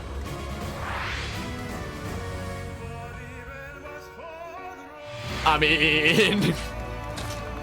I won't explicitly say you're wrong or anything, but I mean... You guys still need to move happy, I guess. As a thing. Be the boss that you can sleep. Then all will be right in the world. I don't need this freaking piece of crap, whatever it is. Let's go. Oh, Claude is still on the ground for him to take damage from the Poison Swamp, but he's at 1 HP now, so he can remount. Is what he can do. I kind of forgot, honestly. All right, let's get there. Let's go get there, sure. Nice. Guess that wasn't really needed. Wow, the horseback people really suck here. Just look up to your phone, fall on the ground, and seeing that the power button is now stuck. Oh no! I hope that's not like a, you know, permanent damage kind of thing. All right, the fake Sword of the Creator versus the real Sword of the Creator. I'm sorry to hear about that. If I was in that film class, I'd volunteer to help out, but I have no idea about anything there. Any which thing. Yeah, we saved almost all our battalions. The only people who can't really use them now is me and freaking Hilda because, you know, We took so many hits and stuff. Life is not 10 out of 10 right now. I believe it. One of those times, which I completely understand. Oh, I could have stride with Miriam. We never even used stride like this entire time. Okay. Let's get around here. Let's surround Nemi boy over here. Finding Nemo. I don't... Ignore me. I don't know what I'm saying anymore. I don't even know what I'm saying anymore. Alright, let's go. Let's just get ready here. That's what we'll do. Sounds like a plan. Thank goodness he doesn't move and I can set up like this. Thank goodness for that. My oh my. Don't know what I'd do if I couldn't do stuff like this. Just put Lauren's helmet and Gloucester like here. Is this quad? Wait, is it? Is it shaped like the Crest of Flames? I can't really tell. I have no idea. Leonie's kind of struggling to get over a little bit. Also, Puppy Yocam coming out and gifting out two tier 1 subs here, which went to Hawk's Corner and Eagle Soaring over Lake River. My oh my, that's super kind of you, Puppy Yocam. I appreciate the 2 gift subs. That's not the kind of thing that you just go throwing around. So I greatly appreciate the generosity there at Hawk's Corner and Eagle Soaring over Lake River. Hope you enjoy a month of the emotes and the sub badge. And welcome to Team Enharmonic. And thank you again for the crazy Mad Lad generosity, Puppy Ocam. That's super kind of you. Now we get to see the sub alert twice. Now we get to see that once more. Sure, let's get ready for next turn here, I guess. Is what we'll do. Sure. All right, now is the moment of truth. Now is the moment of truth. Not nice to hit such an old man, but he's mean. He said nasty things about me, though. Old man Nemesis freaking wouldn't let me grab my ball from his yard. There's a Crest of Flames cape. Man, old man Nemesis wouldn't let me grab my ball from his yard. So like, wow, 16, really? I think I'm gonna have to spam gambits on this man. Is what I'm gonna have to do. 1.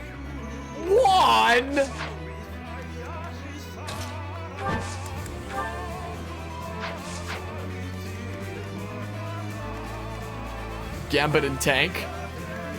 The only one who can realistically tank here is Hilda. Interesting. Huh.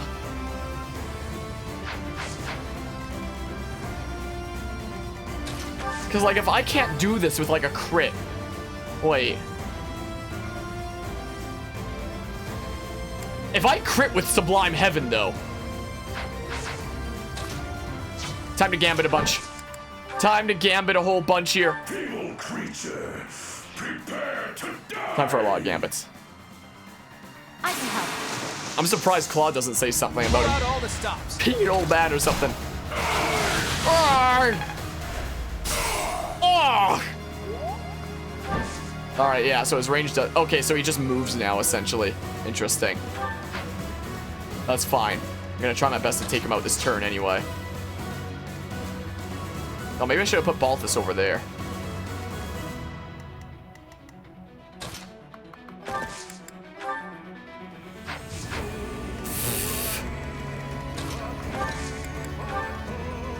One! Here we go! The 1! I have an idea. Oof! I can always attack normally with Hilda. Is the thing. Is what I could do. 8? Let us help. Oh, I can do 8 with Flame. Ready? Time to throw literally everything we have at Old Man Nemesis.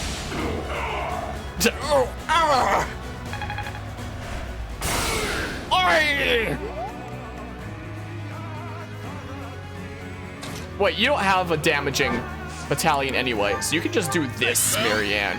And then maybe Balthus can get to the other side and like... Oh, cool. Yeah, let's do it. Let's do this. 4? I'll give you a hand. Old Man Nemesis have a big flaming bear with your name on it. Happy Halloween, Old Man Nemesis. Never mind. Hold on, let's see here. Wait. Oh, you have the one here. Oh, well, you can't do that, I guess, Constance. Yeah, I don't know why Nemesis is just all violent and stuff instead. I could dance for Claude and have him use his thing again. It's not a bad idea. 45% chance to do 8 damage. In this situation... In this situation... Oh, we got him! We got Old Man Nemesis! Oi! Okay. Okay. I know just the thing. Do you now? You freaking dodged it. Whatever. Yeah, we'll be doing a Fire Emblem Fates playthrough in the near future. I might hop onto some other games first, especially after the recent Nintendo Direct revealed a whole bunch of things, and now I have potentially some more games to play before other games come out, is a thing. But my next planned playthrough for Fire Emblem is going to be Fire Emblem Fates, is the idea. I appreciate the follow there, Marvel. Was that the answer for whether or not to follow then? Wait, what if I... Oh, Hilda! Oh, Hilda! Smack! Oof!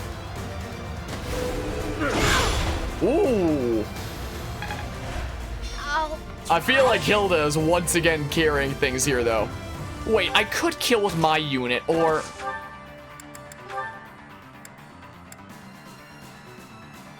Darn it. If Leone could do damage there, man, I'd freaking kill and go with, like, 4 Gerald. Wait. Oh, Hilda can't take another one of those, so... Wait, yes, she can. As a thing. But yeah, maybe it's a resurrection action, plus he was a bandit leader before God Killer, so he's just a mean boy. He may just be mean and such. Wait, what if we just, like... Can Hilda do another one of those? Hello, lads. If only you could see, but you do hear the funny opera man. Yeah, he's here. Funny opera man is here. Wait, what if I just, like... Nice.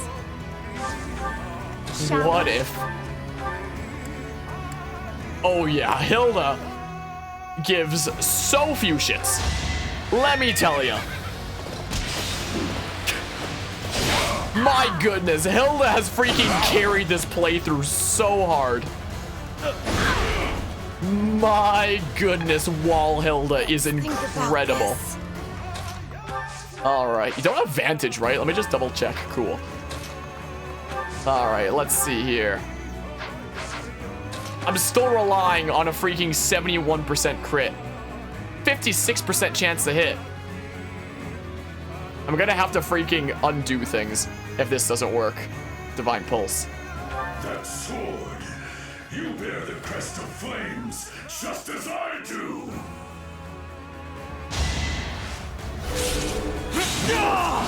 Darn.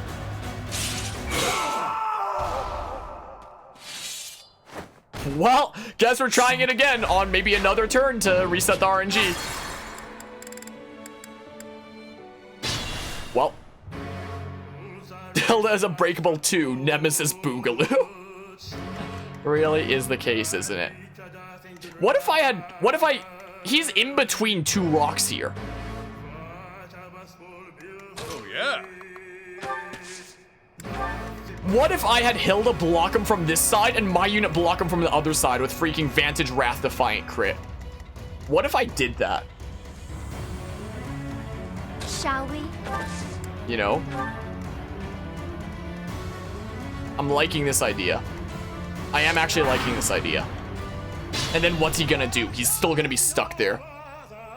If only this was a triangle strategy, you could push him off the mountain to his death. If only. If only I could do that, huh? Let's adjust the doggy cam there briefly. I'll do my best. Like, hold on. Flame can't damage him anyway with her gambit, so... And yeah, Marianne may as well also just be ready to, like, heal Hilda. I mean, wait, Flame might have to rescue Balthus if he does his gambit. Onward. I don't know. We'll see over here. Either way, we're gonna get a thingamabob set up and stuff. Not looking good. Okay. Because Hilda is actually kind of insane. Like, I wonder if I should actually put Yuri over there so that she can, you know, do the thing twice to him, you know? We can always warp. She can always canto away, get healed back up, and then warp back in there. You know, I'm trying it. I'm gonna try it, actually. It's a bad time to die. I'm gonna try the thing. Do 4 damage. Do 4 damage here, Claude. Here's what we do. Aye! I may not survive. Oh, if only I could use my freaking gambit, though. Like... Look at freaking Hilda out here. Look at this. Look how crazy she is. Smackaroo. Ow. Ow. I'll try. And then we come back here for like a heal. Okay. Okay. You want to get healed back up again?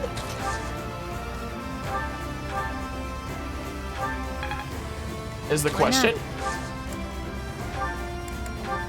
Let's put her back there. Let's go ahead and put her right back on that tile. Is what we do. Yeah, good luck with that. Vantage Wrath Defiant crit should give me a 100% hit rate if he attacks me if I put my unit there. As long as he doesn't, you know, attack anybody else. You know? Shall we? Sure. 2? I've got you. 2? You want to do the 2? Seize the moment. Smackaroo. Take that, old man nemesis. Oi! Oh.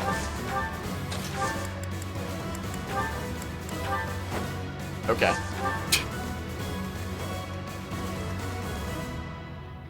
Okay. If you remember right, Gold Deer is considered the hardest route for Maddening for this fight alone. Wait, when you say this fight alone, do you mean like solo Byleth? Or just like for this fight alone? Like that kind of thing? As this is considered the hardest Maddening route.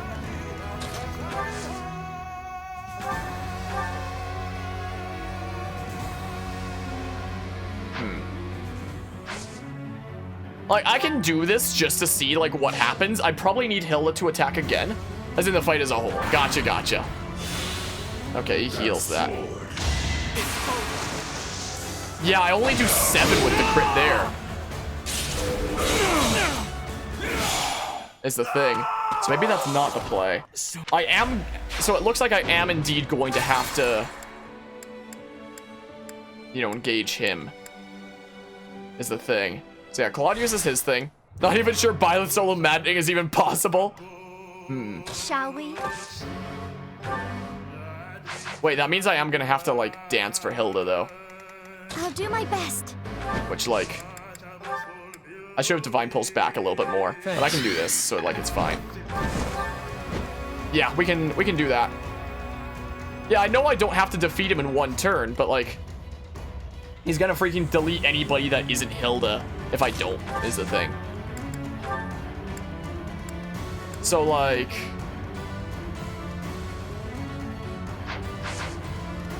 I wonder if Seal Res on Lawrence affects battalions. Shall we? Like, I'm curious. I'll give you a I thought Lawrence could do 2 to Old Man Nemesis. I have an idea. Was I wrong? Smackaroo. Yeah, I don't think that gives him the negative in res. Yeah, it doesn't. That's a shame. Let's make this quick. Yeah, there's basically nobody else who can really take it, is the thing. So, I mean... Oh, yeah.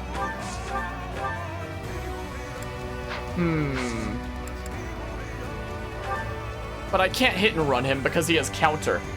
He can counterattack anybody regardless of range. Is the thing. And he can one-shot anybody. Is the thing. Hill is like the only one who can't just immediately kill in Maddening. So like, Why not? you know.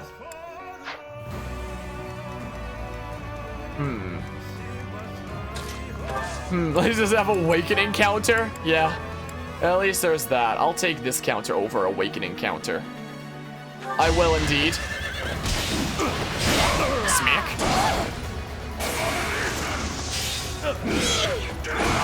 Woo! Wall Hilda! Think about this. Woo! Onward. I mean, like, I'm in. that was a pretty BS crit. Go ahead and dance for Hilda. How much does he do to her again?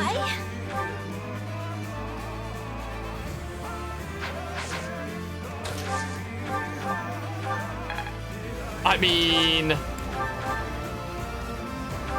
be kind of safe. Hope he doesn't get a random crit. Shall we? That's what we hope for.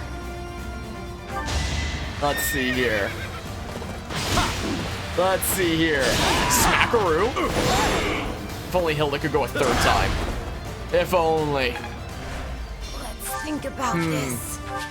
Hilda's unbreakable. What the hell even is this anymore? Nothing breaks Hilda. Nothing breaks her. Nothing at all. Maybe next up he should have counter. No. Too many counters. All right, let's see here. Let's turn the tables. How many more Divine Pulses do I have anyway? That's what I'm wondering. 4. If I lose this, I'm rage quitting. Like, if I just straight can't do this, I'm gonna rage quit. Can't even do anything. Oh, so I probably should have had Constance heal there instead of Happy. I may not survive. Okay. This is the moment we've been waiting for. That sword. You bear the crest of flames, just as I do. Here is something to believe in.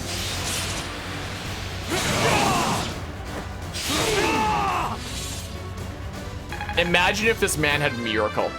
Just imagine for a hot second. If he had Miracle, I'd also rage quit. I'm stronger than before. But we did it. We've conquered Golden Deer, Maddening Classic. After all this time, Fire Emblem 3 Houses, Golden Deer route, Maddening Classic has finally been conquered. That one seemed to work. We're almost done. Let's go, my friend.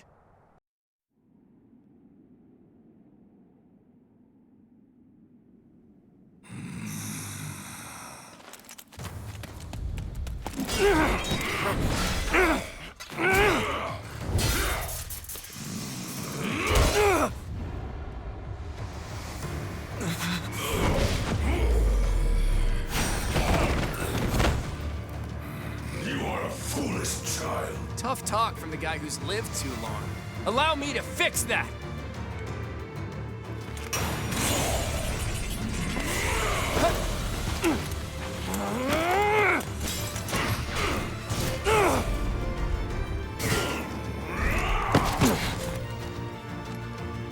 You are all pathetic weaklings. You lack the courage to challenge me in lone combat. Yet we have the strength to scale the walls between us, to reach out our hands in friendship so we can open our true hearts to one another. That's how we win!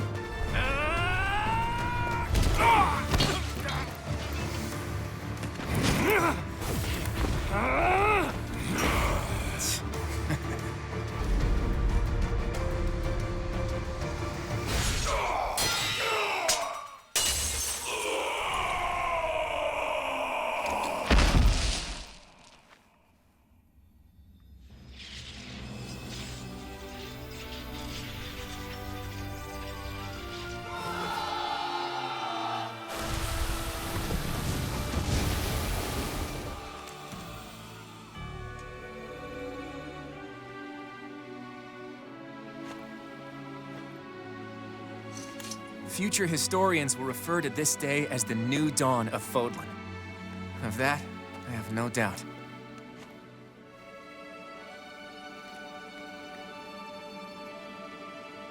It's up to you now, Teach. As for my path...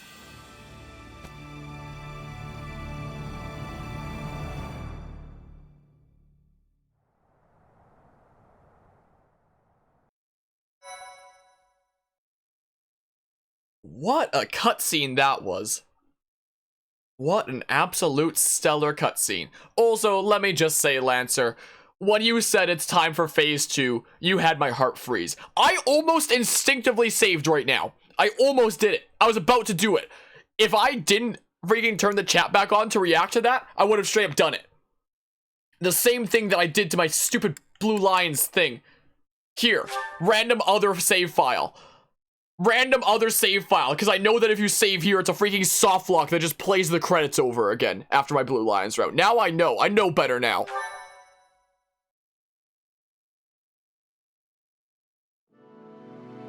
A rising flame was alight as the flow of time carved a new history for Fódlan. The ambitions of the Fell King Nemesis were crushed, averting what could have been the greatest crisis in the history of Fódlan. After 5.5 years of war, a new age was set to begin. Country, faith, history, all that had once formed the order of the world was wiped clean. The heroes whose very hands saved Fódlan from a dark fate commenced with the building of a new society. The leaders of this new, unified Fódlan began their walk down a seemingly endless path. One towards a world that would cherish differences in race and belief. One where all life would be valued equally. Those leaders clung to the hope that their path would not end with Fódlan, that it would someday span the seas to Dagda and beyond the throat to Ulmira.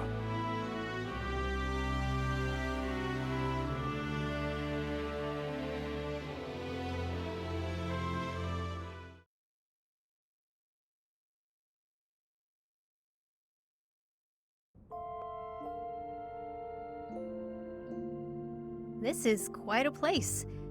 Whatever you wanted to tell me must be pretty important. It's free real estate. It is. Okay, what's going on? You're making a weird face. It's freaking me out. You're going to rule over all of Fódlan, right? Let's talk about that. Yeah, but we could also talk about my freaking This is a chance to replace PC the old setup. hollow Church of Saros with something new. Something better. In your new position, you can make that happen. Well, I can certainly try. Then do it. Just do it! Those hypocrites preached about love and decency while shoving folks like me into the shadows. That's a pretty shoddy religion in my book. You can reshape it into something that actually helps people. Not that I need any help, mind you. I can help myself just fine. It's true. Oh, there's another thing I meant to talk to you about. It's, Stop trying to derail the conversation. I am so tempted now. I know. I'm just nervous, okay? Say whatever you're going to say. I have something for you. I knew you were going to do that. I just knew it. Okay, let me tell you why this is a bad idea. Go ahead. You know that I'll always be coping with this condition, this curse. It'll always be a part of my life. I feel safe with you, but you'll never feel the same with me. I'm not the kind of person you should get a cat with, unless you want your cat to be eaten by monsters. Have you thought about all that? I know you care about me. I care about you too. I wish we could spend our lives together, but it just wouldn't be right. I can't let you throw away your own happiness for my sake. We could just not get a cat or pets, but... Hold on. You're saying that you imbued this ring with magic? Wait, I did? An enchantment that wards off monsters. So, It negates my curse? I'm free? You're free. Hang on. That means you weren't really proposing? And here I am talking about getting a cat together. I almost wish a monster would appear just to save me from the embarrassment. Oh, come on. I can't handle all this will we, won't we stuff. My heart's going to pop out of my chest. All right. Thank you for giving me a second to collect myself. Yes, you weirdo. Of course I'll marry you. Me too. Well, obviously I'm happy, but I'm also... you know what I mean. I appreciate everything you've done for me. You've changed my life in more ways than one. It's hard not to fall for someone like that. Though, of course, I've had a crush on you from the get-go. Oh, forget I said that. I'm all over the place. We don't know what the future has in store for us, but for now, maybe we can forget all that and just enjoy being together. Of course. Good. After all, we worked so hard to get here. Come closer, will you?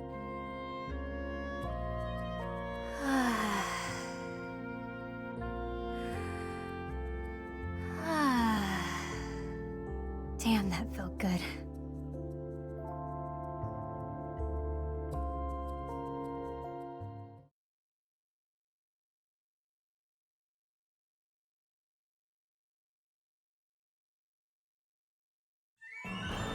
That was actually a cute S support. I like that.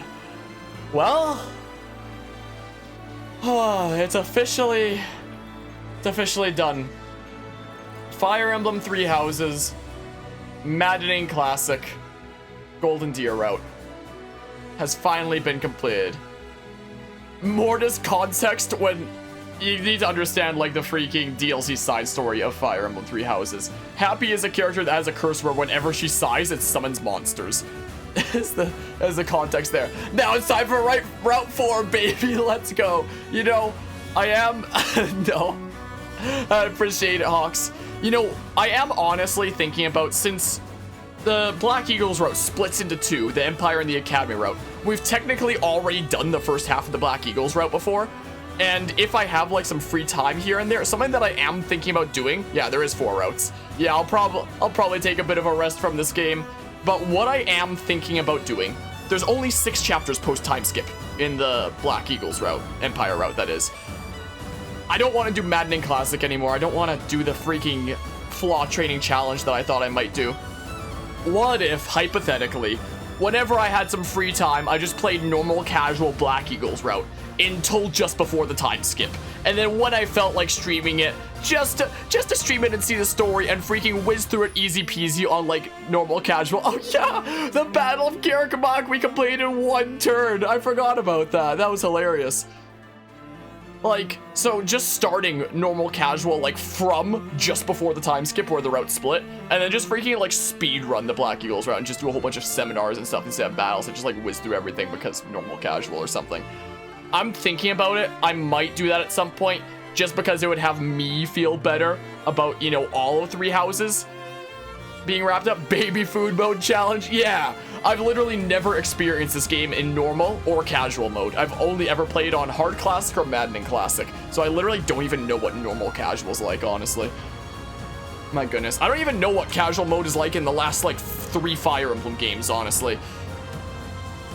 Yeah, and then it can keep Raging Harmonia at bay. Absolutely. So I'll probably do that at some point. Maybe is what I'll do. And then I just feel better about the state of 3 houses. But for now I can take a sigh of relief. Maddening Classic has been conquered. And my 3rd playthrough at nearly 300 parts. If I do that freaking last little smidge of the Black Eagles route and like speedrun it, we probably would get above 300 parts to the series on YouTube, which is absolutely insane. Unable to serve Rhea any longer, Cyril nearly left the church. He was persuaded to stay, however, to assist rebuilding the monastery he'll maintain. Thanks to his devoted work ethic, the whatever. Then you can do the 5th secret route. Shush. Imagine if there was a 5th secret route. I'd be so mad if there was. Manuela left Karakamok to build her own academy in a small war-torn town. There, she contributed heavily to rebuilding efforts while teaching future generations the necessary skills of survival. Though she never married or had children of her own, she spent the last years of her life happily devoted to her students. And then the 6 ultra secret route, no. They planned for a 5th route? Are you talking about the route split in blue lines that they were planning? Though Fódlan had changed, Hanuman's goal remained unwavering, to determine the workings of the crests and to do away with the inequality caused by them. To that end, his research resulted in magical tools that could be used even without the aid of crests. This proved to be another worthwhile discovery by the father of crestology. Hold on, now that we're at that, let me just check. Well, we didn't get up to 315, but 310 hours this crap took me. Ah! Though, to be fair, some of those hours is in, like, a Blue Lines playthrough that I started playing with my family until, like, chapter 4 or 5-ish, and then kind of stopped on.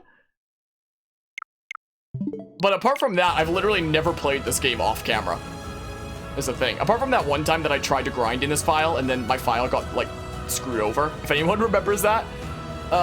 Seth remained at the monastery and worked to restore the authority of the Church of Seros. Doing away with all his old strictness, he adopted a tolerant stance toward all. His encouragement of believers to respect those of other faiths helped the people of Fódlan to find common ground with others. Nice. And yeah, the one where Annette and Felix leave, that was a plan? Feel like a baby compared to your playtime? Yo, I'm jealous of those that have freaking under 100 hours in this game. I'm jealous. I wish I could have under 100 hours in this game at this point. Hold on, let's continue with the thing above. When Galatea territory was seized, Ingrid argued strongly for the preservation of its borders. Her request was granted and she was appointed to rule. From her new position, she gave her all to ensure that the people of Galatea lived peaceful lives and put in years of hard work to reform its farming practices. Her efforts bore fruit to the people's delight and something. And lads are only 70 hours? I'm jealous.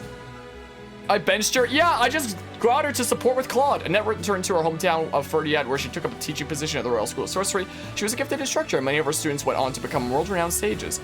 Though her talent for teaching was remarkable in its own right, she was perhaps best remembered for effortlessly securing the trust and respect of her many students, as well as inspiring all who knew her by living life of kindness, cheer, and humility. I figured this is the only time I'm doing Golden Deer, and Claude's like the only exclusive character to Golden Deer, so I recruited everybody who could support with Claude. So that's what all these characters are, just supports with Claude. Petra returned to her homeland of Brigid and inherited the throne from her grandfather. As ruler, she declared independence from Fódlan and worked tirelessly to secure friendly relations with both Fódlan and Dagda. Her efforts inspired her descendants to carry the torch she lit, ensuring a future of peace and prosperity for her people. Yeah, Blue Lines can be a bit of a depressing road, but it's pretty cool. I like it. Shortly after war, Shamir gave up the mercenary life and disappeared. Though she was never heard from again, rumors swirled persistently for years of a master archer turned thief who lined her pockets by shaking down all those who preyed upon the innocent. Guess I actually briefly used her there. Alright, now it's into the units that I actually used. Flame disappeared soon after the war, and over time, it was all but forgotten that she had ever existed. Many long years later, however, a young woman resurfaced in a completely transformed Fódlan. When she looked to the man who stood beside her, she wondered if it would be alright in this new era to call him father. So I guess she didn't pair off with anybody? You got the short end of the stick? Yeah, look how much of a chance I gave Anna! But she just proved to be so crap that I had to abandon her. Anna's business savvy proved to be a great asset in the post-war reconstruction of Garrick Mach. Once the restoration was complete, she disappeared from the area entirely, though tales of a mysterious merchant were passed down in every corner of the world for centuries to come. Some chase, she continues her travels even to this day, eternally peddling her wares, ever in search of the next lucrative opportunity. So now we're getting our first pair-offs. After their support, it makes sense for them to pair off. After the war, Constance devoted herself to her magical research. Her unorthodox methods allowed her to make great strides, which earned her acclaim and eventually enabled her to restore her noble house. Afterward, almost as if despite her degraders, she married Yuri. The pair made a happy, if unconventional, couple, as the husband frequently ventured away for months on end. In the long years of marriage, however, Constance laughed off any concerns. She was known to say that Yuri always knew how to find his way home. Many decades later, he passed away in bed alongside his beloved wife. And Flame disappeared after the war. 100 years later, they found her trapped in the McDonald's play place. No. Leone was alone! Leone joined up with a mercenary formerly led by Geralt. As his greatest apprentice, she quickly took on a leadership role and eventually even inherited the title Bladebreaker. She came to be known as Geralt II, as she began to resemble him in all things, including his drinking habits. She left behind many unpaid tavern taps. I literally never even got to use Vantage Wrath to find crit. What the hell? Raphael returned to his hometown to serve his liege lord as knight. and spent his spare time in helping out at the inn that his family had opened during his time away. He was compelled to give up knighthood and manage the inn full time. However, when his sister Maya suddenly declared her ambition to become an artist and vanish, years later when she finally returned, she did in the company of another artist, her husband Ignatz. In cheerful support of Raphael's family, Ignatz and his wife rose to prominence and, with their unique styles, see the artistic paradigm in Fódlan for our generation. I thought Raphael and Ignatz got married for a hot second. I was about to say, like, good for them, but I wasn't expecting it. After returning to their respective homes, Hilda and Marianne stayed in touch and deepened their friendship through letters. How are none of them paired off? What? Hilda informed Marianne that her passion for crafting fashionable accessories had given her the idea to start an artisan academy, and in response, Marianne pledged the financial support of the House of Margrave Edmund. Soon, artisan schools began to open all over Fódlan, producing talented craftsmen and high-quality trade goods, which contributed greatly to the prosperity of Fódlan. The accessories sent to Marianne personally by Hilda became some of the most highly valued treasures in history. Didn't Hilda and Lawrence, like, agree to pair off in their last support, though? Isn't, like, that what happened? Balthus accompanied Lysithea home to help her parents restore their family land, securing the aid of his younger brother, who happened to be lord of a nearby domain. Years later, when the end to their hard work was finally in sight, Lysithea relinquished House Sordelia's claim to nobility, ceding the territory to a nearby lord. Shortly thereafter, Balthus brought her and her family to Kupala in Fódlan's throat. There they fell in love and lived peaceful, happy lives, blending in with the mountain folk. Nice. Wait. Claude disappeared from Fódlan after the war, leaving the new head of House Gloucester, Lawrence, to support the new United Kingdom of Fódlan in his stead. 999 battles he had exactly! He proposed revolutionary policies to restore the war-torn region at a rapid rate. When the rebuilding effort was complete, Lawrence turned his eye towards diplomacy, seeking to establish treaties of friendship with foreign nations. Elmira was no exception. When the two parties met for a summit at Fódlan's Lock, it was none other than Claude, the new king of Elmira, who arrived to negotiate. Some speculate this meeting had been Claude's scheme all along, but Lawrence and Claude both denied it. 999 battles he had exactly. Claude had more battles than me? After ascending to the throne as the first leader of the United Kingdom of Fódlan, Harmonia announced his marriage to Happy. Her disquieting lineage earned her more than her fair share of detractors, but over time, as the royal couple restored Fódlan together, people came to appreciate her competence and wit. Some years later, when those who slithered in dark emerged to threaten the Fódlan once again, it is said that Happy's strength was instrumental in dealing with them. 999 battles was the most anyone had, and it was Claude? What the heck? 999. Oh, I know why he probably has more than me from being in more weapon grinding machines is probably what it was.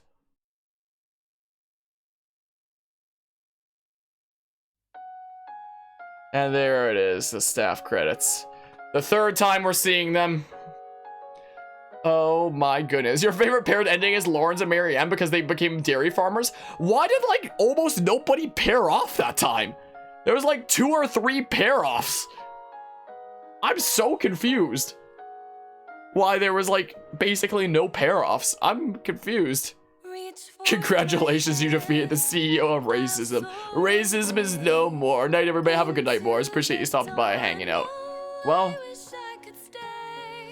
I could give my full review of this game again. Every time the credits play in a game is when I give my full review of the game.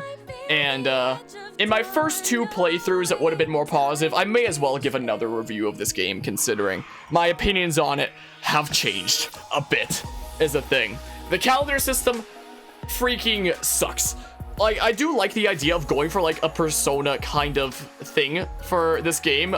It's hard to say rating. I freaking love and hate this game. In many ways. I'm just gonna generally rant and stuff. We did it. Racism is no more. The calendar system in previous Fire Emblem games, like literally all 3 of the 3DS Fire Emblem games or other games like, say, Sacred Stones, it has the story over here and side activities over here. It lays them out for you in such a way where it's like, okay, do as much of the story as you want right now. Do as much of the side activities as you want right now. Like, and you can take it at your own pace. If you want to bum rush a story, you can. If you find that you're stuck on a story mission, it's like, okay, time to go grind a little bit. Or if you wanted to grind and make some wacky builds and then bum rush through the story, you can do exactly that. Whereas in 3 Houses, the nature of the calendar system is it makes these timetables for you against your will. Like, in these previous games, you can take story and side activities to as much of an extent as you want, whenever you want. But in 3 Houses, it tells you side activities, side activities, side activities, side activities, story, side activity, side activity, side activity, side activity, story, side activity, side, and so on and so forth. And there's only so many of these free days, of these slots throughout the entire playthrough. It's not like previous Fire Emblem games where you can go around, do like as much grinding as you want whenever you want. There's a finite amount of these. So yes, you can still technically bum rush the story in this game if you want to. Like, you can just freaking zoom from story mission to story mission if you just like skip all the free days. But any free day you skip is now an opportunity to grind that is gone forever from the finite time slots that you have to grind and do side activities. Yeah, I'm getting pretty tired with Monastery after 3 playthroughs and such. The older Fire Emblem games like FE7, which was my first Fire Emblem game, had a similar map-to-map nature, but at least those games had arenas, so if your party members were lacking, you could get them to catch up. But in something that doesn't have side activities, like Fire Emblem 7 Blazing Sword, like, you're going from one story mission to another. It's not like it's gonna be a super long game. Like, Fire Emblem 7 is not a long game. I got to the final boss, didn't have enough strength, softlocked myself, and then started back from the beginning, and it, you know, wasn't too big of an issue since it's not a long game. Like, it was a bit of an issue and a little bit irksome, but in Fire Emblem 3 Houses, if you get softlocked, get ready to do like freaking 50 to 70 or however the heck many hours over again is a thing. So especially in difficulties like Maddening, in something like normal, it's not that big a deal. In hard mode, you can probably skip some free days without that big of an issue. But in Maddening, with its freaking craziness, any free day that you skip feels so bad for shooting yourself in the foot for, because the more opportunities to grind that you skip and pass up to go through the story faster, increases your chance of softlocking yourself. And if you softlock yourself, then just say goodbye to like that save file. That save file's screwed.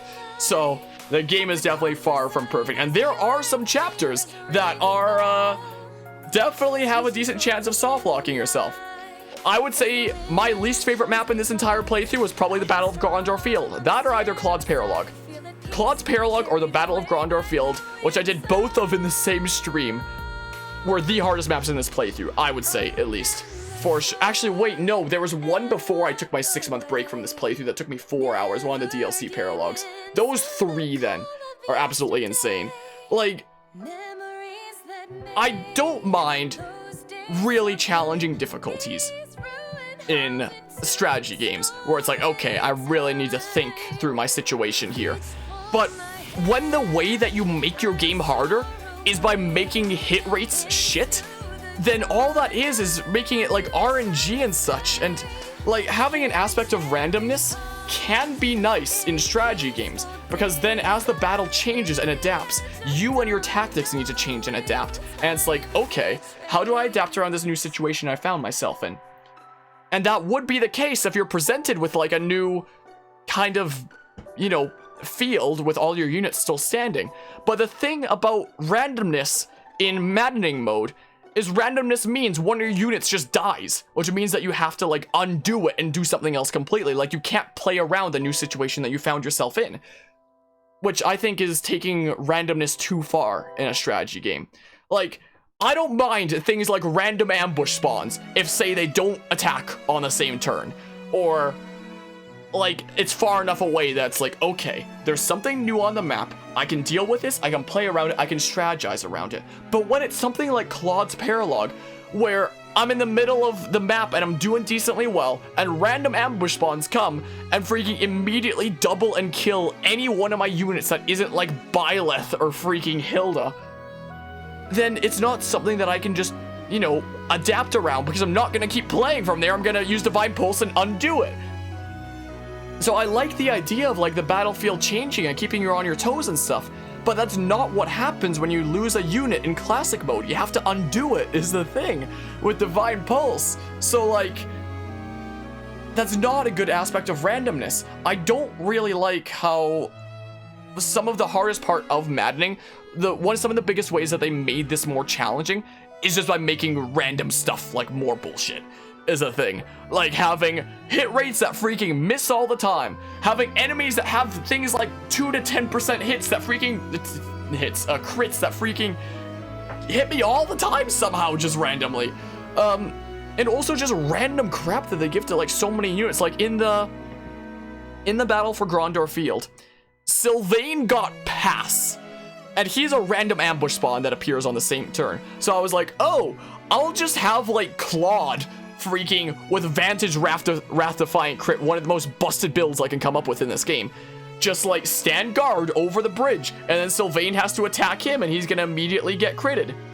but he has pass, which for anybody who doesn't know, for you to get pass outside of like the assassin class, where it's like a class skill, I think, the only person who can get pass as like one of their 5 equipable skills is Bernadetta as her budding talent for like riding, I believe. And yet Sylvain just has it. So I put my freaking Vantage Wrath Defiant crit Claude on the bridge, and he just went past and he killed Flame. Because why not give a random ambush spawn pass, which is a freaking exclusive budding talent to Bernadetta typically. Like that's fun and balanced. And so I filled up every available tile on the other side of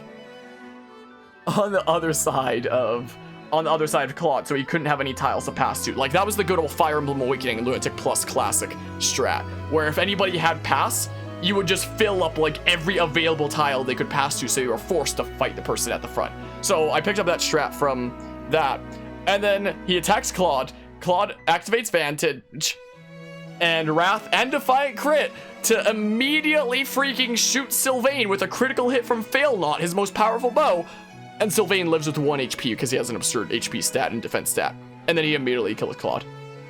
Like, the amount of freaking random BS I had to play around really had nothing to do with my strategic knowledge. It just had to do with like my patience and you know, willingness to see it through to the end. Yeah, just recruit Sylvain. But another complaint is this game doesn't let you like go back to like change things or whatever, what with the calendar system and such. Have I considered Dark Souls? Maybe one day, but like, I don't know. So, just be more patient, bro. That's the answer. Yo, the amount of times that I had to make like the craziest plays I could possibly think of, multiple times, in order to get out of a situation, was certainly something. And the amount of luck that I needed to see this through to the end. Like, if I did not have Hilda there to freaking use her Hero's Relic against Nemesis, I straight up don't think I could have beaten the final boss. I straight up think I would have been softlocked to the final boss if I didn't have Walhilda, honestly. Because if she couldn't do that 32 to Nemesis twice, what was I gonna do, you know? So, thank goodness for that. The amount of times I lucked out by having just the exact thing that I needed. Jeebus. I guess story for this route, it does seem like the freaking Black Eagles Academy route. Hilda's top tier, she really is. The Black Eagles Academy route, I feel like just kind of took most of the Golden Deer plot and then like thinned it down a little bit. Like this one expanded on things more with, say, Nemesis and such. Which further heightens to me the idea that the Academy route probably isn't needed, like, at all. I don't know, I wish it would have just been like 3 routes. Black Eagles Empire, Blue Lions Golden Deer. Instead of just having like Academy to oppose Edelgard and that, just have it basically take a lesser version of the Golden Deer plot. Silverstone was developed before Verdant Wind, really? So I guess they just took the plot of Silver Snow for Golden Deer then and flushed it out more in that case. Hey look, there's Jesus! Gordo Martin, cool. Well, so yeah, there's also other issues I have with the game, like its pretend customizability, as I like to call it. So the game preaches customizability. It's like anybody can go into any class, except that's not the case because of gender locked classes. So anybody can go into any class in the entire game, except for a select few determined by no other reason than their gender, which is stupid. In addition, you would be able to make people into like spicy things, like look at their growth rates and be like, okay, what's spicy that they could go into? What spells can they learn? What's spicy here? But the assets of flaws puts all your creativity in the trash. So the game tells you, you can develop anybody any way that you want. Do you want to develop them into be like really, you know, focused around this one thing? Or do you want them to be an all-rounder kind of unit? Like, good at all things, but like master of nothing. But the thing is, what you're developing is their weapon experience and some other attributes like freaking riding, flying, armor, stuff like that. It's not like you're developing their growth rates and what stats they're gonna gain. So there's literally no point to making an all-rounder type character because it's just what weapons you're gonna use. And if you develop one thing more that they're gonna be using more, then you're gonna be doing better with that and such. So in trailers before this game came out, it's like, oh, do you freaking Do you try to balance out what they're bad at and make them all-rounders, or do you try to focus on what they're good at? But there's literally 0 point in doing the former. It serves literally no benefit to you is the thing, because you're only going to be using like 1 or 2 weapon types anyway. So like, why? There's no weapon triangle, so what's the benefit to having like multiple weapon types? Again, I don't mind the weapon triangle being gone, but like, there's no benefit to developing all-rounder type character in the classroom. There's none. And then you would also think like, well, maybe I can develop them in a certain specific thing that I think would be really good for that person. But you can't do things your own way because of assets and flaws. Assets and flaws is a system that basically tells you, want a good unit? Develop them in this thing. Want a shit unit? Develop them in literally anything else except for like the few things that we make them good at. Just in case I do a freaking Black Eagles thing there. So, Three Houses has this system of like pretend customizability, where it preaches that like anybody can go into anything and you can customize them and develop them in your own way. But if you do anything apart from the exact way that the game intends for everybody, it winds up just, you know, you just wind up shooting yourself in the foot because the game punishes you for your own creativity in that way, which I think is a really bad handle on what this game could have been in that way, if that makes sense. My other big issue is just with like the nature of the routes and the repetitiveness and such. Like it's cool that there's multiple routes and stuff, but you're experiencing most of like the same story each time. Like the first 12 chapters are always going to be the same. And a deviate from class build equals meme run, yeah, or a crazy challenge run like I was thinking about doing, just to showcase how much Three Houses punishes that. Like, I'm tempted to try out the Black Eagles freaking Maddening Classic Flaw training thing, just to softlock myself and show how stupidly difficult the game makes it when you deviate, just to prove a point. I'm almost tempted to see how far I can get until I softlock myself. It's almost tempting. There are some characters you can go out of your way to make them crazy, but those are the exceptions, not the norm. Yeah, definitely, for sure. Other big problem is like the repetitiveness of the routes combined with like the length of the game, since you can't bum rush the story and you're forced into doing multiple activities and spending like hours and hours and hours between story missions. The fact that the first 12 chapters are the same, and then even after the time skip, a lot of routes share like the same story. Like through a lot of Golden Deer, I just felt like I was playing freaking Silver Snow again. That one guy, lucky guy who dances with Adel, that's freaking hilarious though, is the thing. Like, through a lot of the Golden Deer's post-game, I literally just felt like I was playing freaking Silver Snow again, honestly, through a lot of that. So, like, even after you reach the time skip, it's not even a guarantee that from there you're going to be experiencing something new. But there's a reason that I had to step away from this game mid-playthrough of my Golden Deer route in, like, Chapter 10, I believe it was, for 6 months. We were on Chapter 10 of this, 2 more chapters before the time skip, and I had to step away from this game for half a year before I had the motivation to come back again, and then just like push through it over the course of this month and especially this week. So I don't like the repetitive nature, and then just like, you know, the fact that you're experiencing so much of the same thing. Like you're doing the exact same activities, experiencing the exact same story, all at like little smidges of new stuff eventually along the way. As well, this game is a very fascinating game with its story. Like, with the way that it makes arguments and such. Like, in Fire Emblem Fates, you have the 2 kingdoms at war, and there was a route where you could go with either of them. But there was a third route where, like, you unite against a common foe, and, like, everybody's saved, and everybody saves the world, and yada yada.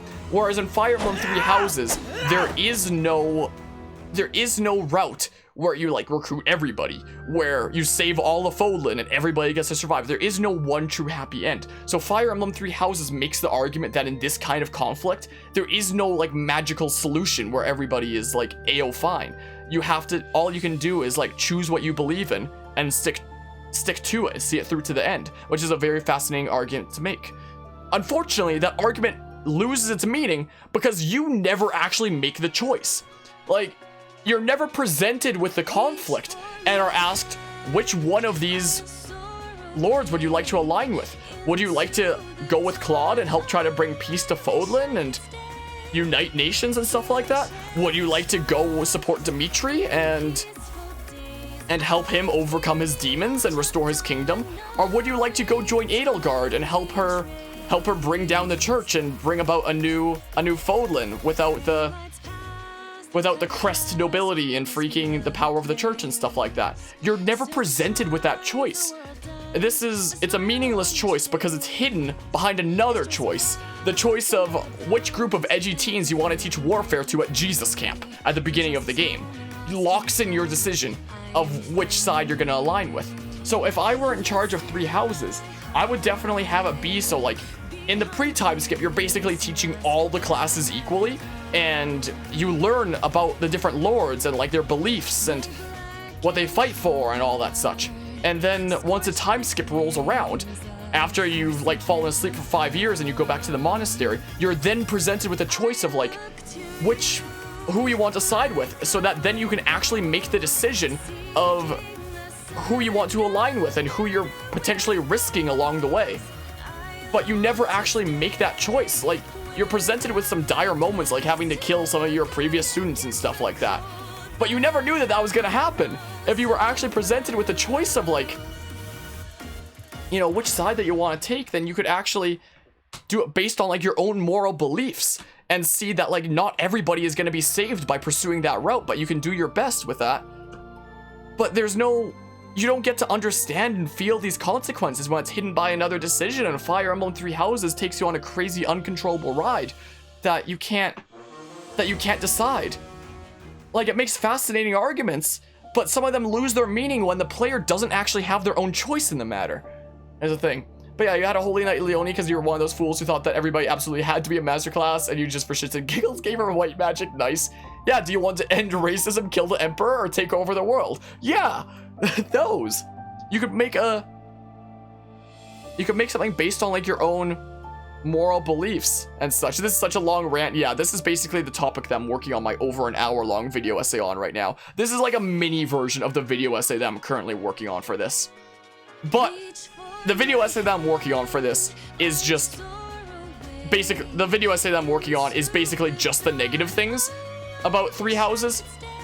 But there are plenty of things that I do love about this game, is the thing. Like I said, even if the arguments about like your own character lose their meaning, the rest of the arguments still hold like really true. And this game makes like countless arguments. Like, to me, Fire Emblem 3 Houses feels like how many arguments can we cram into one fictional video game? And it's honestly hella fascinating. Like, it's a very fascinating game to analyze. You could write essays on like the morality of Edelgard, the demons of Dimitri, the power of the nobility and the crests in the Church of Saros. Like, there's so many fascinating topics to analyze within this. And they've developed such a crazy backstory to the world and such. Like, there's a lot of games that just like put you in this world and it's like, yep, this is a world, take our word for it, here's a story in it. Whereas in this game, they actually developed an entire history around this freaking world that you can learn about if you take the time to like do support conversations with people, read books in the library in the game. Like, they must have taken so much time just with a group of people, just planning out the entire history of this fictional world. It's absolutely fascinating, the world building that they have here. It's a shame that like there's so much great under the surface of this game. It's such a shame that there's like too much of a surface to get through, in my opinion. But it is a very, very fascinating game. It's one of the most fascinating games I've ever played in terms of like the arguments that it makes and such. So there's that I love about Fire Emblem 3 Houses. I love the soundtrack. It's gotta be like one of my favorite Fire Emblem soundtracks ever, if not my favorite. It's absolutely fantastic. And the way that it used leitmotifs throughout the entire game is absolutely breathtaking, with the leitmotifs being recurring tunes throughout the soundtrack. So the way that it uses the main 3 Houses theme is that feels like finishing a good anime, right? What with this? Sorta. I mean, I don't think that the story that it tells is as good as like a lot of games I've played. Like, I did like the Blue Lions route with the way that it developed Dimitri. I think that's been my favorite story, what with Dimitri's story and such. Apart from that, the other stories that I've experienced haven't really been like super standout and such as stories. They've been intriguing to learn about the lore of the world. I feel like most of what the story is of this game is just like learn about the lore of the world and stuff like that and the arguments being made. But a game making more arguments than telling a story is nothing new for several games I've played. Like, take Watch Dogs 2 and Watch Dogs Legion, for example. I have a, like, 13-minute, I believe, video essay on Watch Dogs 2 and how it makes arguments. Watch Dogs 2 and Watch Dogs Legion, for example, I feel are games that don't focus on telling an overall story at all. They instead focus on telling, like, a whole bunch of little mini condensed stories that each make their own arguments about the world. That's what I feel like Fire Emblem Three Houses is. I feel like there are some... I do feel like the Blue Lions route does focus a bit on the story of, like, Dimitri and such. I feel like that's the only big kind of story focus. Apart from that, I do feel like this is another game that doesn't focus typically on telling an overall story, but focuses more so on making arguments about the world by showing you this fictional world and all these like political issues and, you know, questions of morals and stuff like that. That's honestly really fascinating to analyze. So what I would say is, this game I don't really see too much for like its story, but I adore it for its arguments, and I feel like it focuses way more on arguments that it makes about the world over a story, which is another fascinating way to have. Never finished Watch Dogs 2 and you skip Legion, looking really bad in your opinion. It's definitely not for everybody. Like, when I first played Watch Dogs 2, I was like, what the hell is this? I can't follow any of the story. And then it was years later, after my use of history in video games class, when I was like, oh, it's not about telling a story, it's about making little individual arguments, and I gained a newfound respect for that game. Interestingly enough.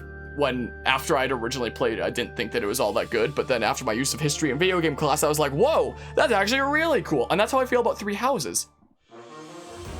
The experience of experiencing Three Houses for the first time, you hope you can rewind the time. Yo, should I find my freaking review of this game from after my first playthrough? I like see how things changed. Whoops. Speaking of arguments, discussion on Three Houses can get super heated. What, on like how people like the game, or just on like the political issues and people's stances on it? Which one of those two do you mean? Hold on, I want to freaking... Where's my playthrough? Hold on, I'm gonna find my playlist.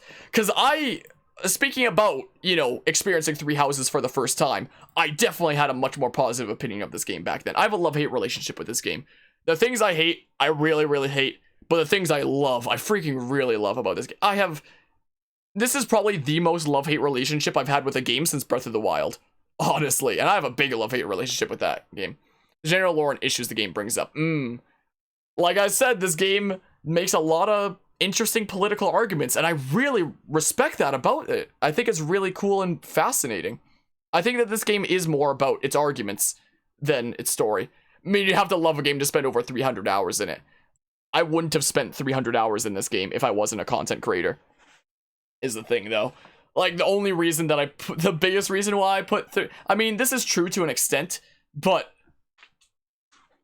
if I wasn't doing a series on it for this channel, I would have just looked up the other routes on YouTube. I just felt like I had an obligation to, you know, finish off what I started and stuff like that. If I wasn't a content creator, that 6-month break that I took in the middle of my Golden Deer playthrough would have been basically infinite. I would never have come back to this game. The thing. I mean, you chose to do a series on it. I mean, I started it back before I knew what the heck I was getting myself into. Alright, here's my final episode of my first playthrough. Let's have a listen. I'm curious. So, yeah, there's the ending theme, Bob. Let's wait for the credits to play. Hold on. I'm curious. I'm curious now. Go ahead and make this its own tab. And such. I apparently have a YouTube notification. So if I go to display capture 2, I'm curious. I'm a little bit curious. Let's see here. Oh man, this really calm version of the main theme is beautiful. I do still like the music. That stays the same. Oh, that's really calming. So yeah, the story here wasn't exactly like as good as it could have been, I feel like. But this is one of 4 storylines. What was I getting myself into? Oh my goodness, what was I getting myself into? But yeah, my arguments after my first playthrough, which was the Black Eagles Academy route, was that like, oh, the story wasn't that good, but I felt like it existed to share lore rather than tell a story. But that's basically what I felt like every single route is now, except for Blue Lions. So like, if only I had the knowledge back then. But like if this was the only story that there was, I'd probably feel a little bit disappointed. But we have 3 more routes to go through. And next we're going to be doing... Oh man, this is so peaceful.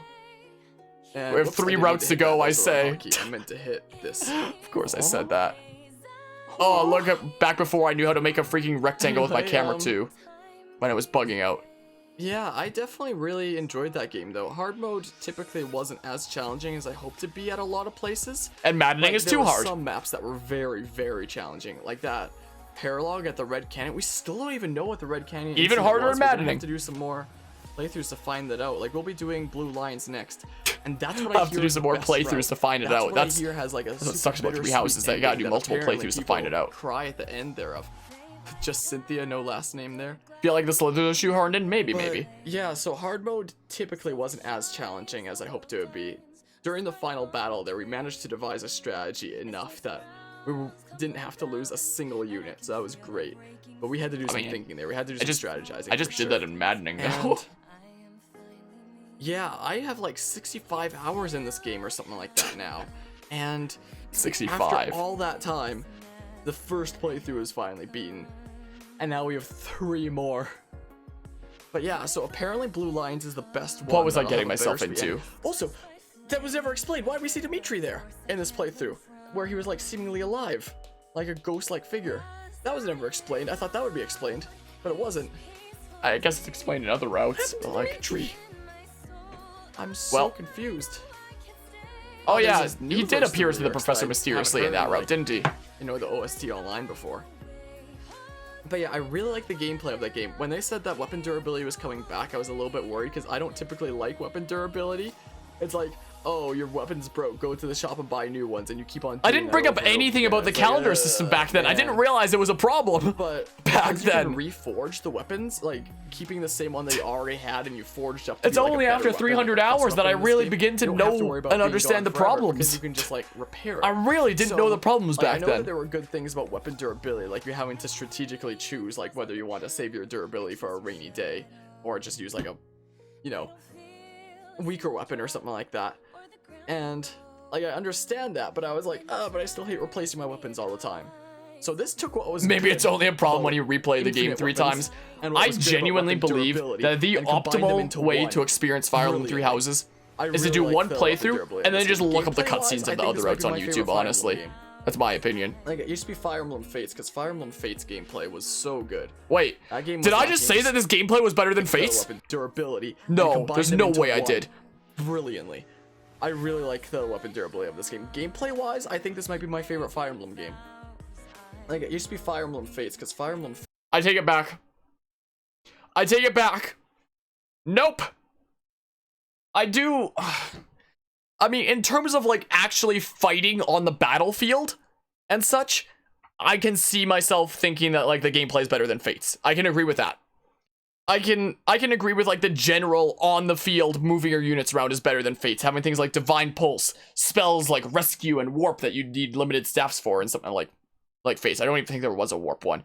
Things like battalions are a really cool idea. And I like the idea of multi-tile enemies of like the demonic beasts and stuff like that. That you need to use multiple units to take down with, or multiple health bars. Like you can't just have one unit tank through everything. So I do think like the actual in the battle gameplay is better than Fates. But in terms of the overall experience, like customizing units, having activities to do outside of battle, freaking Fates all day. Like, I'm so tired of doing the monastery over and over and over again. I'm tired of giving my students meals. I'm tired of doing stuff at the greenhouse. I'm tired of going into the sauna. I'm tired of talking to everybody during every exploration. I'm tired of giving people lost items. I didn't even give anybody any lost items in that playthrough, I think, because I was so tired of it. I'm tired of doing faculty training. I'm tired of doing lessons over and over and over and over again. Whereas in Fates, there is side activities, but they're like much smaller, more condensed things that you can do like just like that with the My Castle and rearranging things. It's like, okay, now time to get back into the actual gameplay. So in terms of the overall experience, Fire Emblem Fates is my favorite game for gameplay. Like, in terms of unit customization and, like, outside of battle activities. But in terms of the battle gameplay, in terms of, like, the actual, you're in a map and playing, like, story missions, yes, I would say Fire Emblem 3 Houses is my favorite game for gameplay, in terms of the battle in the Fire Emblem series. Like, the way that it handles that is really cool, unless it's maddening mode, where it's freaking BS as heck. But the thing is, that freaking 1 to 2 hours of greatness and freaking awesome strategy gameplay when maddening isn't janking you over only happens between, like, 3 to 6 hours of grinding, like, throughout the month in my playthrough, of doing all the free days and everything. So even though I would say that it has the best gameplay in terms of, like, the general battles and stuff, apart from the BS, it just takes way too long to get to the next opportunity to do that, is the thing, because there's way too many side activities that the game forces you to do through the calendar system. So, yeah, how I would change my argument now to disagree with my past self is the battles generally are the best in the Fire Emblem series from what I've played so far. But the general overall experience and the way that it forces you into doing the same repetitive side activities that I now have 300 hours in is the worst in the series. So in terms of gameplay, I would change my mind now and say that Fire Emblem Fates is my favorite game for gameplay. Apparently back then I thought that this was my favorite game for gameplay. It is for battles most of the time, but not for overall experience. But yeah, for you, as this is your first FE game, this is your best one. Teach your kids how to date someone with this game. I mean, the Fire Emblem game that got most involved with dating units is Fire Emblem Fates. in case you're curious, if you ever want to freaking know what freaking game to teach how to date people in. But yeah, and Lancer, you agree the actual battles are fun. It's everything else that you wish didn't exist. Yeah. The battles in this game are great when it doesn't throw random BS at you and freaking really, really bad hit rates and maddening and is like, oh, just strategize better. Apart from that, the battles are freaking fantastic, but everything else is just like, there's too much here, like stamp. So, yeah, I would disagree with my past self there. Like Fire Emblem dates, them into one brilliantly. I really like the weapon durability of this game. Gameplay-wise, I think this might be my favorite Fire Emblem game. Not anymore. Like, it used to be Fire Emblem Fates, because Fire Emblem Fates gameplay was so good. That game was lacking in story, unfortunately. It was. But the music and gameplay of that game were absolutely incredible. They were. And yeah, going into this game, I wasn't sure what to expect, what with like the whole lessons in the monastery and stuff like that. Don't but praise I it. wound up really enjoying it. It's really good for people like me that really like dictating the path of all my units. Ha! What a joke! What a joke! And basically making them as strong as I possibly can, you know? So this kind of... Well, there's people like me who, the idea of that was like, oh, people like me who freaking love dictating people's own paths and making them as strong as I can, because there's some people who just play like normal casual and just like go through the game, experience the story, whereas I'm somebody who makes like crazy Excel spreadsheets for Fire Emblem games I play and try to make everybody as good as I can. But like, my oh my. The game is perfect for people like me. And yeah, Edelgard / Flame Emperor. Yeah, I accidentally spoiled the fact that the person who plays Edelgard I was like, people like me who try to like Emperor perfect so everybody and make everybody as good as possible and make builds and yada yada. If we choose to go with Edelgard there, I guess we go, like, I guess we stay on her side then, we don't betray her. And I was very surprised that Edelgard actually had to die there. Like, what the Why heck? does the Academy Road exist?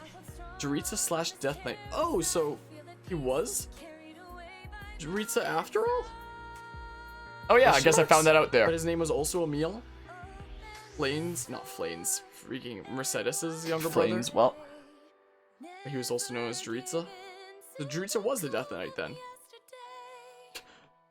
I thought it was just a mystery what happened to Jeritza and Emil was like a different person. I guess I was wrong. And we can play as Jeritza in the Black Eagles Empire route with DLC. My biggest complaint with this game is the Sword of the Creator durability. Because that's my biggest complaint back then? Really? Like, the Sword of the Creator durability is a problem. Like, it's only 20, it's not a whole lot. Yeah, so Jeritza is Mercedes' brother. Indeedly do. Like, I still agree to this day that the Sword of the Creator durability is a problem. Because it presents you, like, with rest. You can rest to restore 5 durability to it. But, like, why would you do that? That's skipping a free day that you can do, like, anything else with. And then 20 durability, you like almost never want to use the main sword of the game, like ever, unless it's the most dire of situations. So like, that's a complaint to this day, but that's really my biggest complaint after my first playthrough? Counter route exists because they intended Edelgard to be a villain and didn't want to force players to do villainy just for picking Black Eagles. That's why they should actually let the player choose their side in the war based on like their own morals. Have you teach like all the classes kind of equally in the pre-time skip, and then after the time skip be like, all right, what aligns with your morals and what would you like to do? Or something like that is my idea of like a quick fix. I never rested a single time during this playthrough except for that one time where it's like, I just wanted to push through the story and like see what would happen. I rested once in my first playthrough. Build up, and it was just half of the bar of motivation, and you can build up more from exploring anyway. So resting. Oh yeah, I guess I knew that some things were a problem back then. And it only restores 5. Made a route a secret. Yeah. So I found myself pretty much never using the Sword of the Creator because that is a problem. You know, it basically was like it had. But it's far from the biggest issue in this game. I never ever rested. Because there was never any need to. It's literally just a worse version of exploring that you can get done faster, I guess. So this is true. My biggest complaint with this game for sure is the Sword of the Creator durability. I can't believe that was my biggest complaint with the game back then. Where it would still be like limited so you can't spam it, but not quite like that. I feel like there was a better system that could have been put in than that. I was really surprised at the, like right before the 5-year time jump when Edelgard and Hubert betrayed us there. After he chose to stay at the monastery. That shouldn't be a secret route. These are main characters, and there should be 3 routes. It's called 3 houses, not 3.5 houses. A member of your party for that long, they're not gonna do that, you know, because you've put all this time and effort into them and to make them strong. Yeah, we can rest now. Out of nowhere, Edelgard's just like, aha, I'm the flame emperor. Wait, give me I thought you meant resting from the game. At least you can rest, but it's pointless though. It doesn't not restore fail not. In this playthrough here, yeah, this is true, Lancer. The motivations behind the war were. Like, I can fashion a guess. Like, my guess being that she wanted to unite all of Fódlan and do away with, like, the whole idea that... Oh yeah, the routes definitely don't properly establish Edelgard's motivations a lot of the time. People being disowned if they didn't. Voiced by Crimson Flower, I haven't finished it. I haven't done it either, but, like, I might not. Because she was ranting on quite a bit about that during the monastery days, like, before the time jump. So... By the way, I've said it before, I'll say it again, for anybody who didn't catch the beginning of switching over to 3 houses. I'm still in my freaking Assassin's Creed 4 Edward Kenway cosplay, because we were streaming some Assassin's Creed Black Flag earlier. So in case anybody was wondering what the hell I'm wearing right now. I chose every option along the way that would be to spare Edelgard, and just as a heads up, the game just went ahead and did that cutscene where Violet's just straight up killed her there. I do like how we did manage to get a bunch of details about Violet's past and Violet's origin and stuff like that. We got that in Golden Deer anyway, just now. We still have a lot of questions to be asked, like that place full of technology there. What was that? I thought that would be explained there, but it wasn't. It's sort of explained in Golden Deer. I mean, it's basically explained in Golden Deer, but I guess we have but not in Silver Snow, I guess. I wonder how many parts into this. And it's the only 2 routes that you. For sure, it's gonna be over 50. But this stream and the last one I haven't cut up. It's gotta be over 50 parts, huh? It was 60 parts for my first playthrough, and then a lot more past that. Yeah, good old dubstep. Must be for the future. Yeah, so obviously over 50. 49 parts are currently made, and this stream and the last one, this one being they're cut up nice into 60 and stuff, but now they haven't been cut up into parts yet. So this will probably be like 70 parts or something like that. I am so tired. Oh my goodness, and we have 3 more playthroughs playing to go. this game. 3 more playthroughs to go. The whole story. Yeah, sure. Oh my goodness. But yeah, like I was saying earlier, if this was like the only playthrough that I was doing, if it's like, hey, I beat the game, let's put it on the shelf and forget it forever, then I'd be disappointed with the story.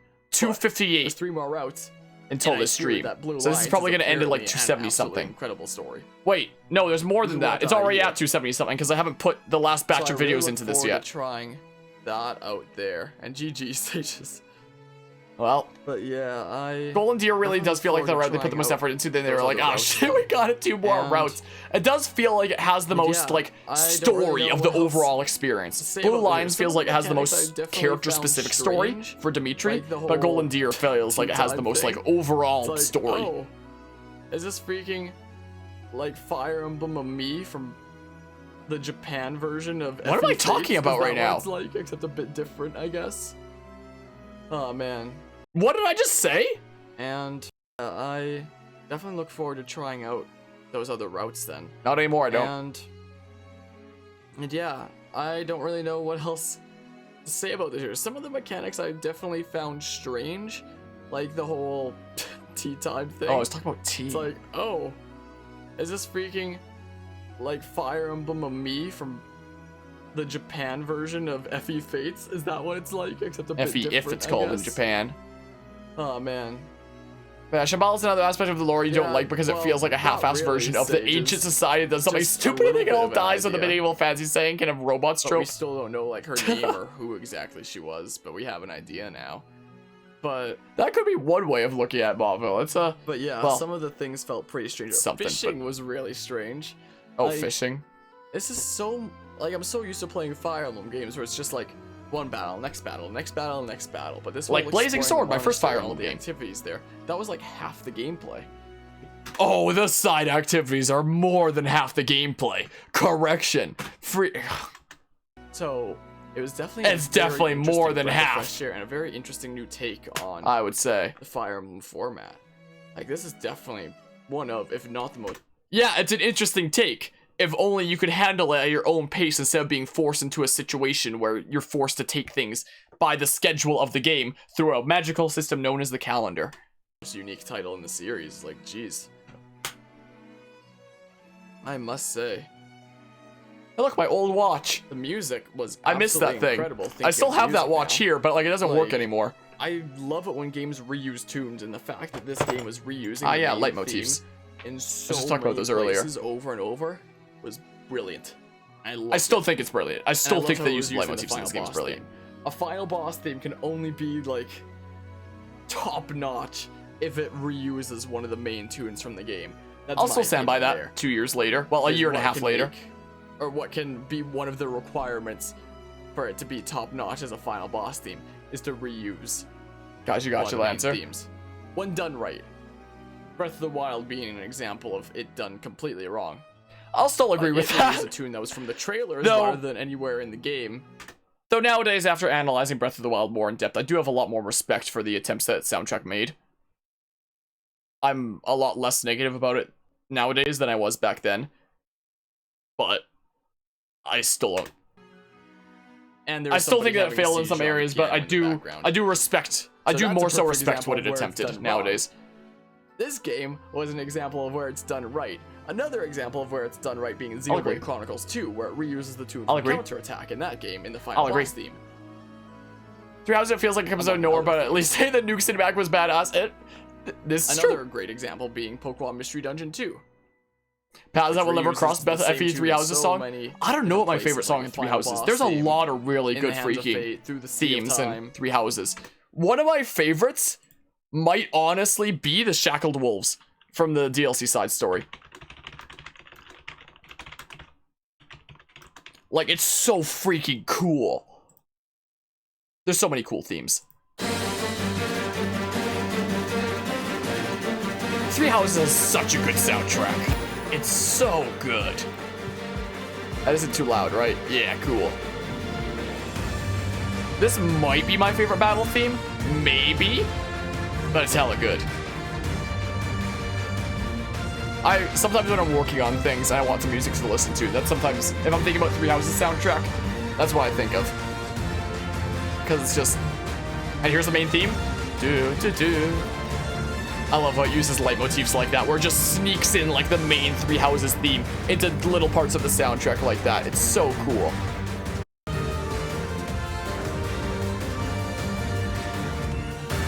Such a good soundtrack. Such a good soundtrack, though.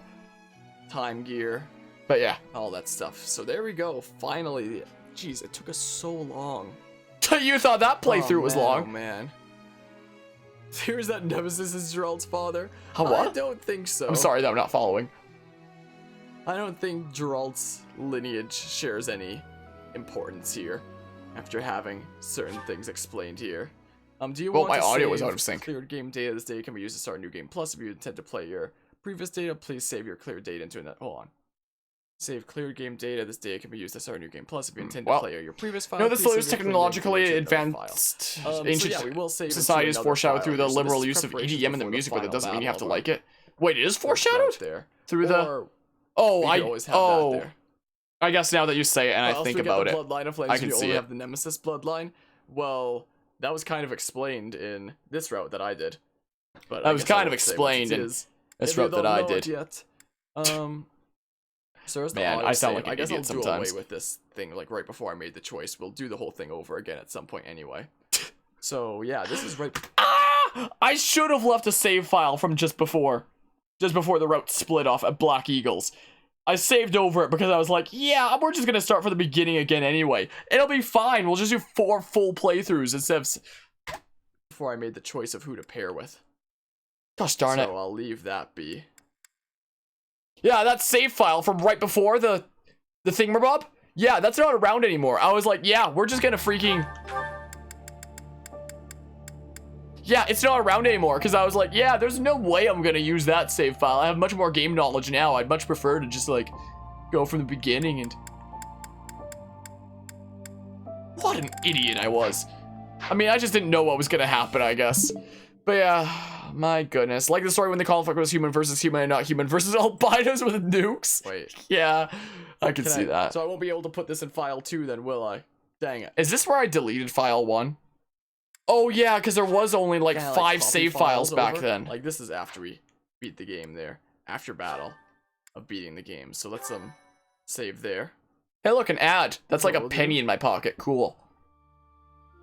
Oh, we have a new title screen now. That's a new title screen? What was it before? What was the title screen before? I've 300 hours in this game. What was the title screen before? Damn it. I didn't know that there was a different first title screen. I have too much time in this stupid game. Tells you how you got the crest, sort of. Man. Sort of explains it. You also forgot Mauville? Let's copy this into that slot. So yeah, there's goodbye to my save file of right before I made the choice that affected the story. Screw you!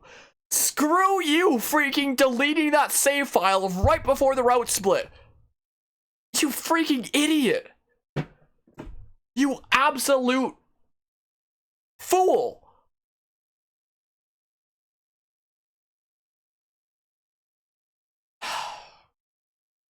What does the title screen look like before the thing? I'm curious. Let's just have a look-see.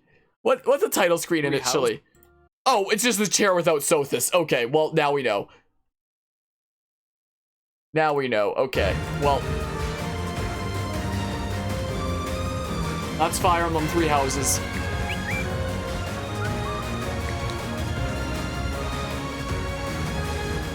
That would be Fire Emblem Tree Houses.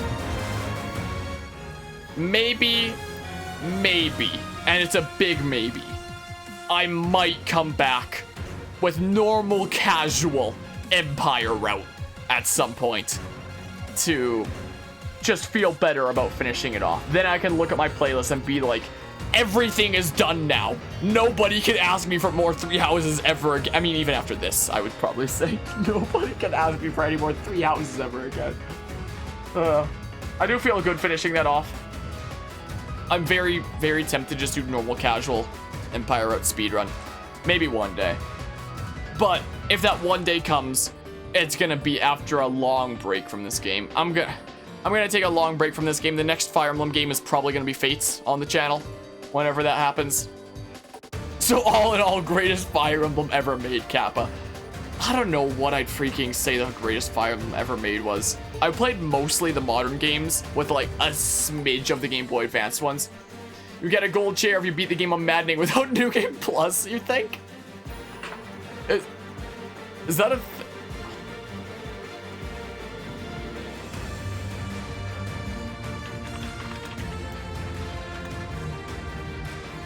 Non-New Game Plus Maddening reward.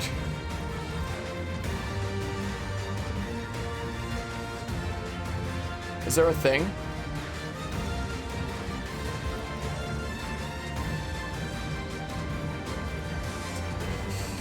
I don't see anything that says anything like that. I'll look up Golden Chair or Fire Emblem 3 Houses. I don't think so. I would think that there's something like that. But yeah, you'd vote Awakening because bias. I might vote freaking Fates because bias, even if it has a pretty crap story. Pretty much every Fire Emblem game I've played has been fantastic in like several regards, but freaking garbage in like one big standout way. A few standout ways in Three Houses. And I think that holds true with this game. Freaking every single Fire Emblem game is fantastic in so many ways, but so garbage in so many other ways. Like, every Fire Emblem game I've played is fantastic in more ways than it's trash in other ways, which is why I do love the Fire Emblem series, because there is always so much fantastic about the games that I play. Like, there are so many things so fantastic about Three Houses. At the end of the day, Three Houses is such a good game in so many ways, but it's also such a bad game in so many ways. I have such a love-hate relationship with this game. I mean, any fan of, like, strategy games, strategy RPGs that owns a Switch, I would still recommend Three Houses to. I still think that it's, like, a great game in many ways. I just would not recommend doing anything more than, like, 1 or 2 routes, and then just looking up, like, the cutscenes of the other routes on YouTube or something, which I think is probably the best way to experience Fire Emblem Three Houses, because, like, after this much time in the game, the problems are, like, really... I've begun to have a much more intimate feel of the problems of this game. Like, after my first playthrough, when I was like, man, the biggest issue I have with this game is the durability on the Sword of the Creator, which I still think is an issue, but that is definitely not the biggest issue in this game by far. Definitely not. No way. Anyway, that's finished up now. My thing is saved. Don't mind me while I just... Don't mind me while I just lean hella far forward and enjoy the freaking great shot of my head. And take this cartridge. Put it in my freaking game case here. Get it out of here. I want to see it anymore. Freaking piece of crap. If you beat all 4 routes, you unlock a secret 5th route where everyone joins forces to fight the developers for their weird decisions. Imagine. Imagine for a hot second. Well, at least Dogi's pretty peaceful right now. My goodness. That concludes Fire Emblem Three Houses. Maybe forever, or maybe just for a good while. My goodness. You wanted to play Breath of the Wild, but you're still hungover from finishing Fire Emblem Three Houses? I need something to take my mind off things. What if we play some Breath of the Wild right now? I need to take my mind off things. I was planning on just ending stream, but I changed my mind. I'm playing Breath of the Wild. Anybody watching this on YouTube after the fact, I appreciate you stopping by and tuning into this freaking mess. I doubt anybody's ever gonna go through every freaking Three Houses part that I have. But if anybody ever does and is watching this, props to you. But like, whoo boy, you gotta have some willpower to do that. My goodness.